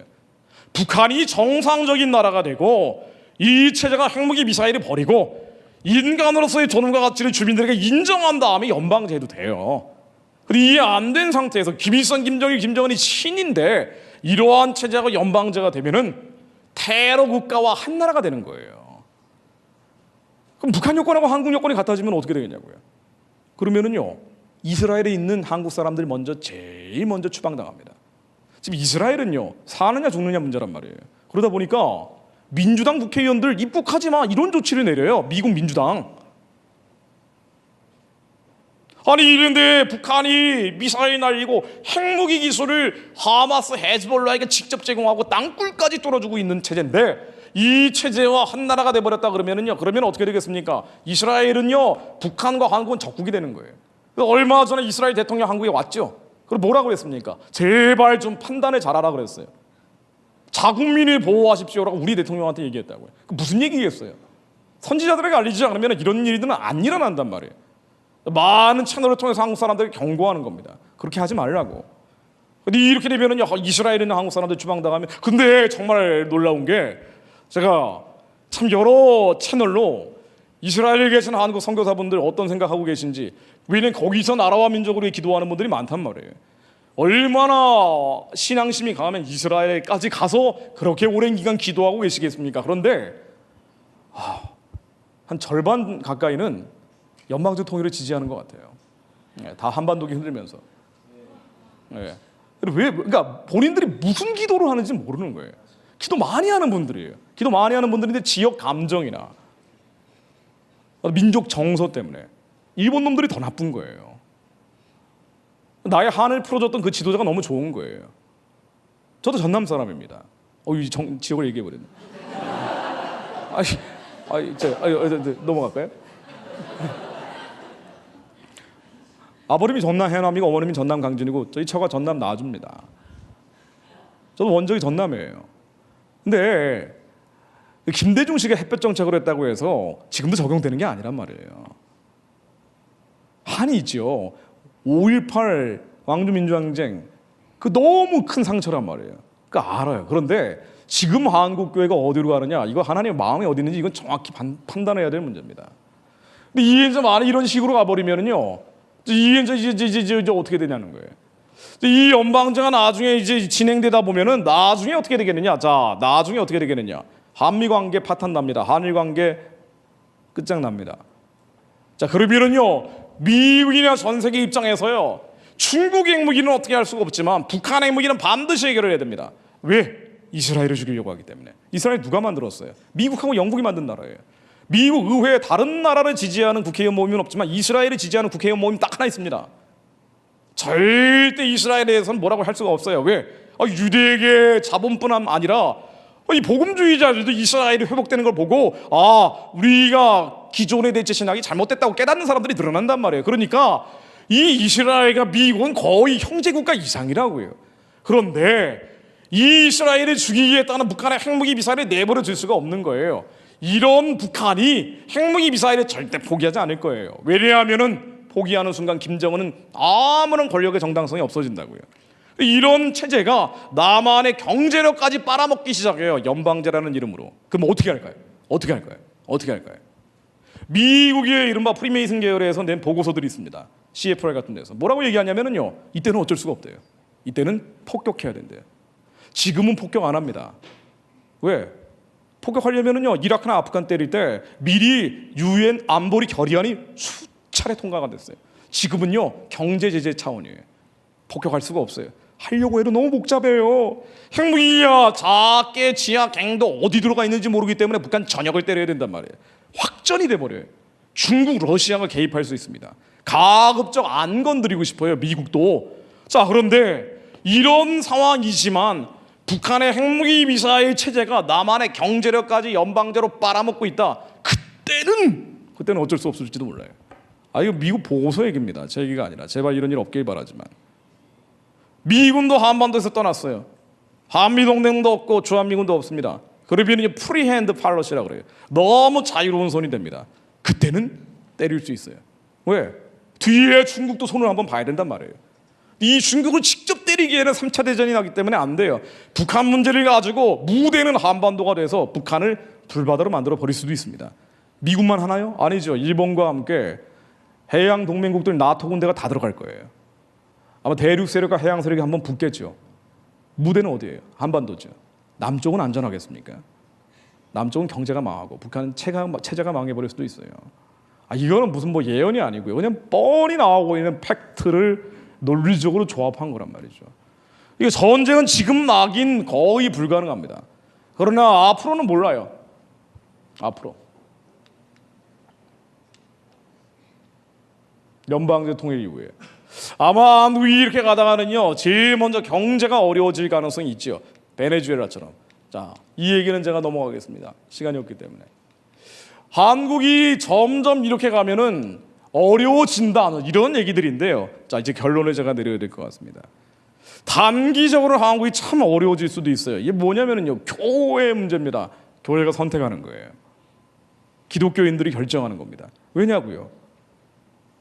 교회가 기도하고 기독교인들이 기도한 방향대로 지금 가고 있습니다.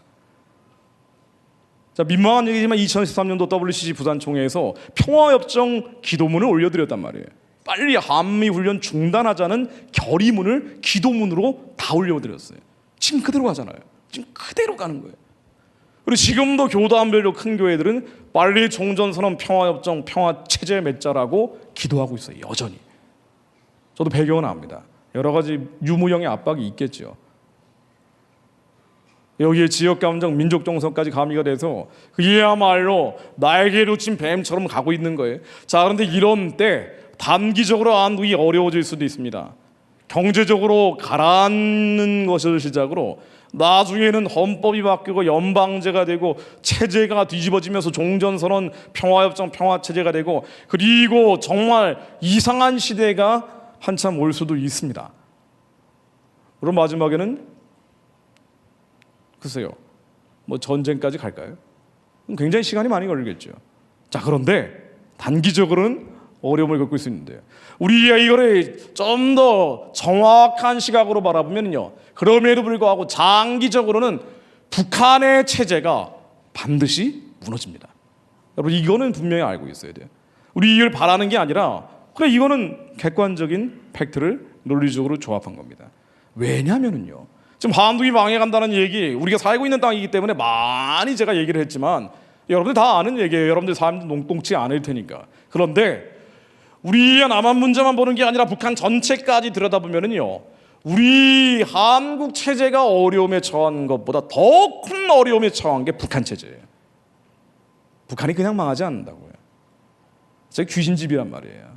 그러니까 튀어나오는 거예요, 자꾸.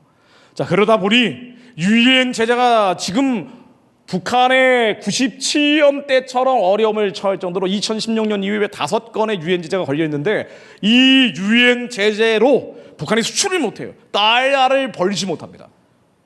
석탄도 수출 못해요. 광물도 수출 못해요. 어물도 수출 못해요. 근데 이 왜 북한이 달러가 필요한 거 아니에요? 북한의 군대 때문이에요. 특권층 때문입니다. 북한은 폐쇄경제니까 달러가 필요 없다고 생각하실지 모르지만 아닙니다. 왜 그러냐면은 북한은요, 우리보다 거의 이제 3배 가까이 군대가 많아지고 있습니다. 117만 명의 군대가 있는데 이 군인들이 제일 많이 소비하는 것이 석유예요. 탱크 돌려야 되니까. 그 다음 튀겨 먹어야 되니까 식용유입니다. 그 다음에는 피혁 제품, 이것이 100% 중국에서 달러 가지고 수입을 해오는데 달러 벌이가 안 되니까요, 죽을 맛이에요. 지금 군인들이 죽을 맛, 못 입고 못 먹고 아주 죽을 맛이에요. 그러니까 이 북한 군대에서 탈영병 비율이 거의 10%까지 올라갔대요. 소집하면 100명 있는 부대에서 90명 정도 나오면 아유, 오늘 잘 나왔네, 그리고 간다는 거예요. 10명 어디로 갔어? 식량 구하러 갔습니다. 끝이네. 개판 5분 전이 아니라 그냥 개판이라는 거예요. 우리는 남한 문제만 보고 있지만 북한이 왜 저렇게 미사일을 계속 날리냐고요. 다급한 거예요, 북한이. 우리가 이걸 같이 봐야 된다는 겁니다. 그런데 이 달러가 또 어디 필요하냐? 특권층들이 사치품을 수입을 해야 되는데 유엔 제재로요, 사치품 수입이 안 돼요. 그래서 김정은 옆에서 불평불만이 치솟고 있죠. 이런 상황이다 보니 달래야 됩니다. 그래서 김정은이 특권층을 달래려고요, 평양에 창광거리라고 타워 플레이스 같은 걸 만들어줬대요. 그리고 이 달러가 모자라니까 공사가 막판에 중단돼가지고 엘리베이터를 못 만들었어요. 당 서열이 낮은 순서대로 위로 올라간답니다. 가뜩이나 추운데 그 위에 있으면은요, 저기 32층까지 올라가려면 얼마나 괴롭겠어요. 그 위에는 되게 간부들이 돼지우리 같은 거로 만들어가지고 키우고 있다는 거예요. 이 지경입니다. 이런데 이 쌈짓돈 50억 달러 정도, 아니 많은 돈도 아니죠. 북한의 외환보유고가 5조 4천억 뭐 이 정도 됐던 건데 이 중에 30억 달러를 써버리고 20억 달러 정도 간신히 남아있는데 이 쌈짓돈을 가지고 마지막 배팅을 하는 거예요. 미사일 한 방 날릴 때마다 돈이 수십억씩 들어갑니다. 김정은 입장에서는요, 내년 총선에 목숨 건 거예요. 어떻게든 한미관계 그 전에 더 파탄 내버려야 돼요. 남한에서 어떻게든 이 민족주의 정서를 통해서 이거를 뒤집어 버려야 돼요. 그래서 미사일로 결정적 파국을 만들어내기 위해서 마지막 돈을 투자하고 있는 거예요. 그래서 앞으로 미사일 훨씬 더 많이 날렸으면 좋겠어요. 그럼 이제 완전히 돈이 없어지면 깡통을 차게 됩니다. 자, 우리에게 보기에는요, 남한이 이 지경인 것 같지만 북한이 2, 3년 내에 외환 위기가 발생할 수도 있습니다. 얼마든지 가능한 일이에요. 이거를 풀 수 있는 길이 유엔 제재는 못 풀잖아요. 미국 제재는 못 풀잖아요. 그러니까 개성공단 금강산 관광 풀려고 난리치고 있는 거예요. 이거를 지금 한국 교회가 받아가지고 개성공단 금강산 관광 풀어야 된다고 이걸 기도 제목으로 계속 막 무슨 나라와 민족을 위해 기도한다고 하면서 계속 올리고 있어요. 이게 풀리면 북한 정권은 살아납니다. 내년 총선에서 이걸 풀어야 돼요. 반드시 개성 금강산 관광 이걸 풀어야 됩니다. 백두산 관광 이것만 풀어놓으면 숨 쉴 틈이 생기는 거예요. 자, 그럼에도 불구하고 전 세계는 어디로 가고 있는 거 아니에요? 전 세계는 우리의 내부 상황과 상관없이 미국은 북한에 대해 더 강력한 제재를 점점 더 하고 있고, 지난해 우리 대통령이 이 EU 회의에 가가지고요, 메르켈 총리, 영국의 메이 총리 만나가지고, 지금 총리가 바뀌었지만은요, 사정을 했어요. 제발 좀 도와달라고, 북한 좀. 그랬더니 이 사람들의 화답은 뭐였는 거 아니? 뭘 도와주느냐고. 북한이 핵무기나 없애야 된다고 이렇게 나옵니다. 영국의 마크롱 대통령도 마찬가지였어요. 북한의 핵무기뿐 아니라 인권 문제를 해결해야 됩니다. 전 세계는 북한의 핵무기 미사일을 반드시 해결해야 된다고 봅니다. 이스라엘 문제이기 때문에요. 이건 내버려 둘 수가 없어요. 이게 뭐 꼭 이스라엘이 좋고 안 좋고 뭐 아슈케나지가 어떻고 저쩌고 뭐 이게 다 떠나가지고, 이거는 이제 이 중동 판도가 바뀌어 버리면 유럽 경제에 직접 영향을 미친단 말이에요. 그러니까 이스라엘을 무너뜨리는데 북한이 저 짓을 하도록 내버려 둘 수가 없다는 거예요. 우리는 지금 뭐 세계 어떻게 돌아가는지도 모르고 엉뚱한 일을 하고 있지만, 전 세계 유럽 연합에서 지난해 낸 성명들, 아세안에서 낸 거, 아시아 유럽 국가들, 나이지리아. 자, 그래서요, 결국은 북한 핵무기 미사일 문제뿐 아니라 인권 문제, 영미권에서 나오는 것 반드시 정치범죄용서 철폐하겠다. 국회에서 결의안이 나오고, 인권 유린자를 처벌하겠다. 그렇지요. 우리가 단기적으로는 판단을 잘못해서 미혹돼서 잘못 갈 수도 있습니다. 당분간 잘못 갈 수도 있는데, 그러나 장기적으로는요, 반드시 북한 우상숭배 체제가 무너집니다. 이건 역사의 수위예요.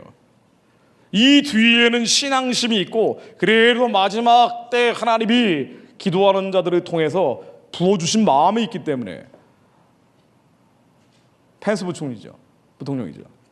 이 양반 반복적으로 얘기하고 있습니다. 얼마 전에 또 얘기했는데, 북한 정권은 기독교의 씨앗을 말살하고 있고, 북한은 북한의 핵무기를 폐기하는 것과 함께 한반도라 그랬어요. 북한이 아니고 한반도, 남쪽까지 포함하는 겁니다. 개념입니다. 한반도 내 모든 이들의 종교와 신앙의 자유를 끝까지 지지할 것이다. 이게 영미권의 종교적 결단입니다. 이게 정치권이 그대로 투영되고 있는 거예요. 트럼프 대통령이 뭐 엉뚱한 일도 많이 벌이고 있지만 아마 재선될 것 같아요.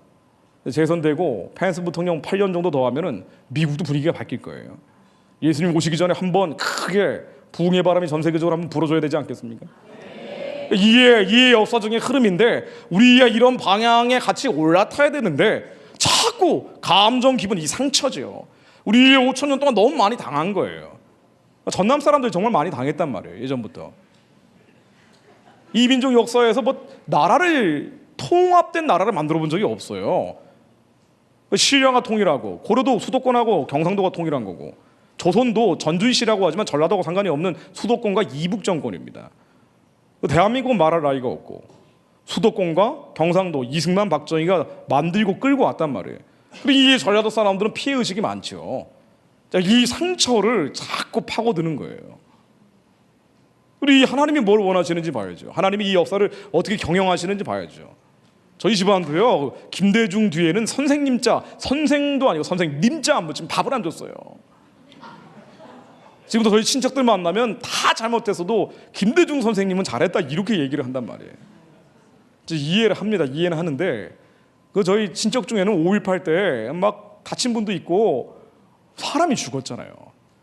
광주 한번 가보세요. 얼마나 그런 그 상처가 많습니까? 그런데 이걸 넘어서야 하나님 뜻을 따라갑니다. 하나님이 뭘 원하시는지, 이걸 뛰어넘어서 지금 세계가 이렇게 가는 겁니다. 북한의 우상 숭배 체제는 끝으로 가는 거예요. 지난해도 마찬가지입니다.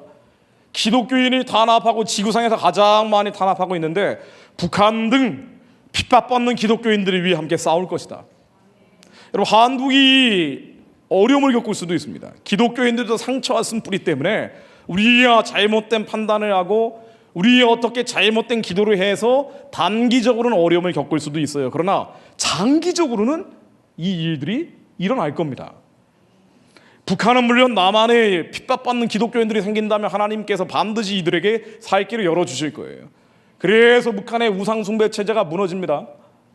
이게 기도하면 바뀐다라는 게요, 제가 시간이 좀 갔지만 조금만 더 말씀드리고 마무리 지을게요. 제가 아주 체험적으로 확인을 하는 게, 이르면 지난 2월 28일 날 북한이 2차 미북 담판을 벌인다고 했습니다. 이때 종전선언을 맺는다고 얘기가 나왔어요. 우리 큰일 난 거예요. 종전선언 맺으면은요, 평화협정 맺기 전에 먼저 사형 선고 받는 거라고 봐도 크게 틀린 말은 아니란 말이에요. 사형 집행이 평화협정이면. 사람들은 종전 그러니까 좋아하지만 국제법 개념이에요.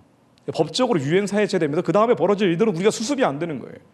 자, 그런데 이 알고 하자는 건지 모르고 하자는 건지 모르지만 어쨌든 한국 언론은 물론 전 세계 언론들이 이번에 미국 회담은 종전선언이다 그랬어요. 그런데 그럼에도 불구하고 이거 결정된 건지 모르지만 마치 심판이 결정된 민족인 것처럼 하나님께서 회초리 드셨는지도 모르지만 그래도 어떻게 합니까? 살려달라고 그래야죠. 저도 전국 돌아다니면서 이 종전선언 악한 연합이 깨지게 해달라고 그냥 기도했어요. 아무것도 없는 사람들, 돈도 없고 건강도 없고 가진 거 지위도 없는 사람들 다 철야기도 금식기도 하면서 예수의 이름으로 하나님 한반도 진노 중에 긍휼을 베풀어 주십시오. 이 어둠의 진이 깨지게 해달라고 계속 기도한 겁니다. 그런데 전날까지 그대로 가는 거예요. 그러다가 2월 28일 날 오후 3시에 발표를 한다고 협상문을 낸다고 하는데 이때 30분 전에 TV 자막으로 미국 타협 결렬 뜨는 거예요. 제가 다른 사람은 모르지만 물 떠온 하인은 압니다. 제가 물을 떠왔기 때문에 맨날 이러고 다녔기 때문에 이걸 알아. 이 과정을 너무 잘 알아요. 외신을 계속 들여다봤기 때문에. 이거 원래 타결되는 거였어요. 근데 갑자기 틀어져 버린 거예요. 뭐냐면은요, 이 미국 본토에서 트럼프 대통령을 도와줬던 변호사 한 사람이 청문회에서 트럼프가 없는 틈에 반 트럼프 증언을 한 거예요. 그랬더니 트럼프 대통령 큰일 났다라고 이건 미국 협상이고 뭐고 짐 싸들고 미국으로 가버린 거예요. 그래서 틀어져 버린 겁니다. 여러분, 아무리 한국이 엉망진창인 것 같지만은요, 그렇죠. 한국 교회가 전체적으로 깨어나지 않은 것 같고 큰 교회들, 이상한 교회들 너무 많은 것 같고요. 우리의 상황을 보면은 절망적인 것 같지만 그럼에도 불구하고 하나님의 약속을 믿는 사람들이, 하나님의 언약을 믿는 사람들, 하나님의 이 부르심, 이 민족을 향한 부르심, 하나님의 마음이 어디 있는지 그걸 믿는 사람들이 믿고 기도하는 한 하나님이 개입하십니다. 이건 실제로 드러나는 일들이에요. 하나님이 이 나라에 전쟁 나는 거 원하시겠습니까? 하나님이 남한 교회가 다 없어지는 거 바라시겠어요? 하나님이 우리 다음 세대가 동성애로 번복되는 거 바라시겠습니까? 하나님이 공산주의로 교회가 초토화되는 걸 바라시겠어요? 아니죠. 하나님은 한국 교회가, 한국의 믿는 자들이 주님의 그 부르신 뜻대로 와서 북한 사람들이 해방하고 구원하고 이 황폐화된 땅을 재건한 뒤에 같이 만주로 연해주로 복음 전하며 이스라엘까지 복음 전하는 백성 되기 바라시는 겁니다. 하나님이 마지막 때 저 유대 땅을 회복시키는 결정적 역할을 한국 사람들이 하길 바라시는 거예요. 이스라엘에서 죽기 살기로 기도하는 사람들 보면은 한국 사람들이 태반이잖아요. 물론 한반도기 흔들면서 연방제 기도하는 분들도 많이 계시지만 하나님은 하나님의 뜻이 어디 있는지 우리가 알기 바라시죠. 하나님은 재앙이 아니라 평안을 바라시는 거예요. 장래일에 소망을 주시려고 하는 분입니다. 다만 우리의 하나님 마음이 어디 있는지를 그것을 보고 이것이 이루어진다라고 믿고 선포하고 기도하는 거예요. 미국 간의 악한 연합이 예수의 이름으로 깨져야 됩니다. 그리고 결정적으로 우리의 이런 뭔가하니 어차피 북한의 우상 숭배 체제는 무너지는 겁니다. 신명기 9장 4, 5절 말씀 제가 끝내겠습니다.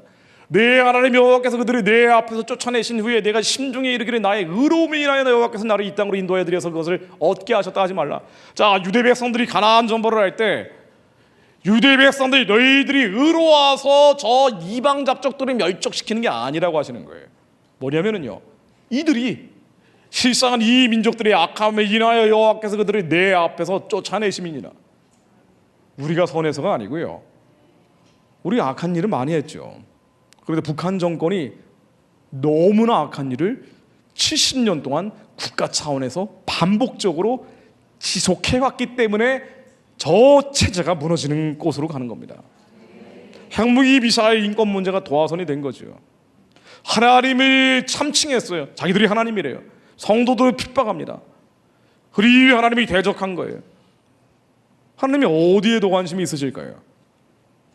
남한은 그래요. 하나님이 떠난 사람들이 많이 있을지 모르지만 그럼에도 불구하고 기도하는 자들이 아직 남아 있습니다. 북한은 교회가 사라져 버렸어요. 그리고 김일성이 신이 되고 김정은까지 신이 돼 버렸습니다. 이 시대가 이제 끝으로 가는 거예요. 우리 하나님은 기억하시는 게 있습니다. 왜 이 일을 행하셨는지 유대 백성들에게 했던 얘기가 마치 시루에처럼 한국에도 어른거리는 것 같은데요. 왜 이방 잡족들을 멸족시켰는가 하니 내 열조 아브라함과 이삭과 야곱에게 하신 맹세를 이루려 하심이니라. 우리가 지금 하나님 앞에 잘못 간 것이 있다 할지라도 하나님은 기억하시는 게 있죠. 구한말 일제시대 수많은 순교자들이 피 흘리며 돌아가실 때 하나님 이 민족 회복시켜 주시면 반드시 선교하는 나라 되겠습니다. 하나님이 이 땅의 나라가 사라졌지만 하늘의 나라를 구하고 있사오니 언젠가 이 나라가 회복이 될 때 중국을 전도하고 일본을 전도하고 세계에 복음 전하는 나라가 되게 해주십시오. 이 많은 기도를 우리의 열조들이 해오면서 1945년 광복을 맞고 1948년도 5월 31일 날 기도하며 이 나라를 시작하고 여기까지 온 거예요. 하나님 이거 기억하시죠? 수많은 순교자들의 피와 기도자들의 부르짖음을 기억하시는 거예요. 지금 우리가 부족한 점이 많죠. 죄 지은 점이 많죠. 그러나 남아있는 자들이 하나님께 돌아가서 이 약속들을 붙잡고 하나님의 마음을 붙잡고 하나님 이루어달라고 하면은요, 북한 체제는 무너지는데 이것이 단축됩니다. 저는 이걸 믿습니다. 단기적으로 한국이 어려움을 겪을지 모르지만 장기적으로는 북한 체제가 무너지고 선교하는 길이 열립니다. 우리 이 정해진 길을 빨리 수년 내에 이루어달라고 기도하는 거예요. 하나님 이 일들을 우리 아이들이 동성애 교육받고 아무것도 모르는 애들이 영원히 망가지기 전에 이루어지게 하옵소서. 뭐하러 한국이 경제 환란 겪은 다음에 초토화된 경제 더미 위에서 다시 회복회를 해야 됩니까? 하나님 한국 경제가 더 어려워지기 전에 북한의 우상체제를 무너뜨려 주옵소서. 하나님 저 김정은 3대 무상체제가 이제는 예수의 이름 아래 이제는 정리되게 하옵소서. 김정은이 권력의 자리에서 내려오게 하옵소서. 38,000개의 김일성 우상들이 다 무너지게 하옵소서. 김일성 우상들이 무너지면 저 자리에 복음이 들어갑니다. 이미 정해진 길인데 우리가 선교하는 백성들이 되도록, 그래서 북한 열고 땅끝까지 복음 전하는 하나님의 마음이 이미 많은 이들에게 부어져 있는데 하나님 이 기름 부으심이 하나님 하루라도 빨리 이루어지게 하옵소서. 한국교회가 정말 끝까지 안 깨어나려고 발버둥을 치고 있는 것도 사실이지만은요, 그래도 여전히 금식하며 나를 돌아보지 않고 기도하는 분들이 남아 있습니다. 여러분들이 계십니다. 이분들이 반드시 하나님의 이마에 인을 친 자들처럼 하나님께서 캄캄하고 어두운 시대에 보존시키셔서 이 민족을 회복시키고 북한을 재건하는 주역들로 사용하실 겁니다. 기도하고 마무리하겠습니다. 하나님 아버지, 저희들이 이 시대와 상황 속에서 무엇을 어떻게 해야 될지 참으로 혼란스러운 시대지만 하나님, 그런 역사 속에 저희들이 살고 있지만 하나님이 대적하고 성도들을 핍박하고 하나님 자리에 올라가 있는 김일성, 김정일, 김정은 우상숭배 체제, 세계에서 기독교를 가장 많이 탄압하고 믿는 자들이 가장 많이 쳐 죽이고 오늘도 하루에 2.73명 통계 나온다고 합니다. 하루에 2.73명을 죽이거나 기독교인들 가운데 2.73명을 죽이거나 옥에 가두고 있는 북한의 저 악한 체제가 이제는 끝으로 가고 있다는 것을 보여주시니 감사드립니다. 이 남한 땅이 하나님 한계 상황까지 가고 있는 것 같으나 하나님 우리에게 기도하라고 우리를 기도의 자리로 부르셔서 하나님께서 보게 하신 것임을, 체험케 하신 것임을 저희들이 믿습니다. 하나님 이제 하나님의 뜻이 하늘에서처럼 한반도 위에서 이루어지게 하옵소서. 하나님 이제는 북한의 우상숭배의 진이 예수의 이름으로 깨어지게 하옵소서. 하나님 김일성, 김정일, 김정은 우상숭배 체제가 이제는 예수 그리스도 이름으로 평화적으로 무너지게 하옵소서. 소돔과 흑암의 진이 예수 그리스도 이름으로 이제는 정리되게 하옵소서. 하나님 김정은이 권력의 자리에서 내려오게 하시고 이 한반도에 남과 북에 하나님의 마음을 품은 지도자들이 일어나게 하옵소서. 모세와 같은 지도자들이 일어나게 하옵소서. 다윗과 같은 지도자들이 일어나게 하옵소서. 남아있는 저희들이 하나님께 부르시사오니 하나님, 우리가 우리의 육신의 정욕을 위해 기도하는 것이 아니라 하나님의 마음을 이루어달라고 기도하오니 하나님, 북한의 가련한 동족들을 하루빨리 살리시고 저 불쌍한 사람들을 해방시켜 주시어 저 땅에 하나님 부를 자유가 회복되게 하옵소서. 7천만 백성들이 하루라도 빨리 예수를 부르며 대륙으로 초원으로 복음 전하며 뻗어가는 그날이 오게 하옵소서. 이스라엘 회복을 위한 마지막 바톤을 하나님, 이 백성들이 땅에 던져버리지 않고 온전히 감당할 수 있도록 모든 상처와 쓴뿌리를 극복하고 하나님의 선하시고 기쁘시고 온전하신 뜻이 이루어질 수 있도록 기도하게 하옵소서.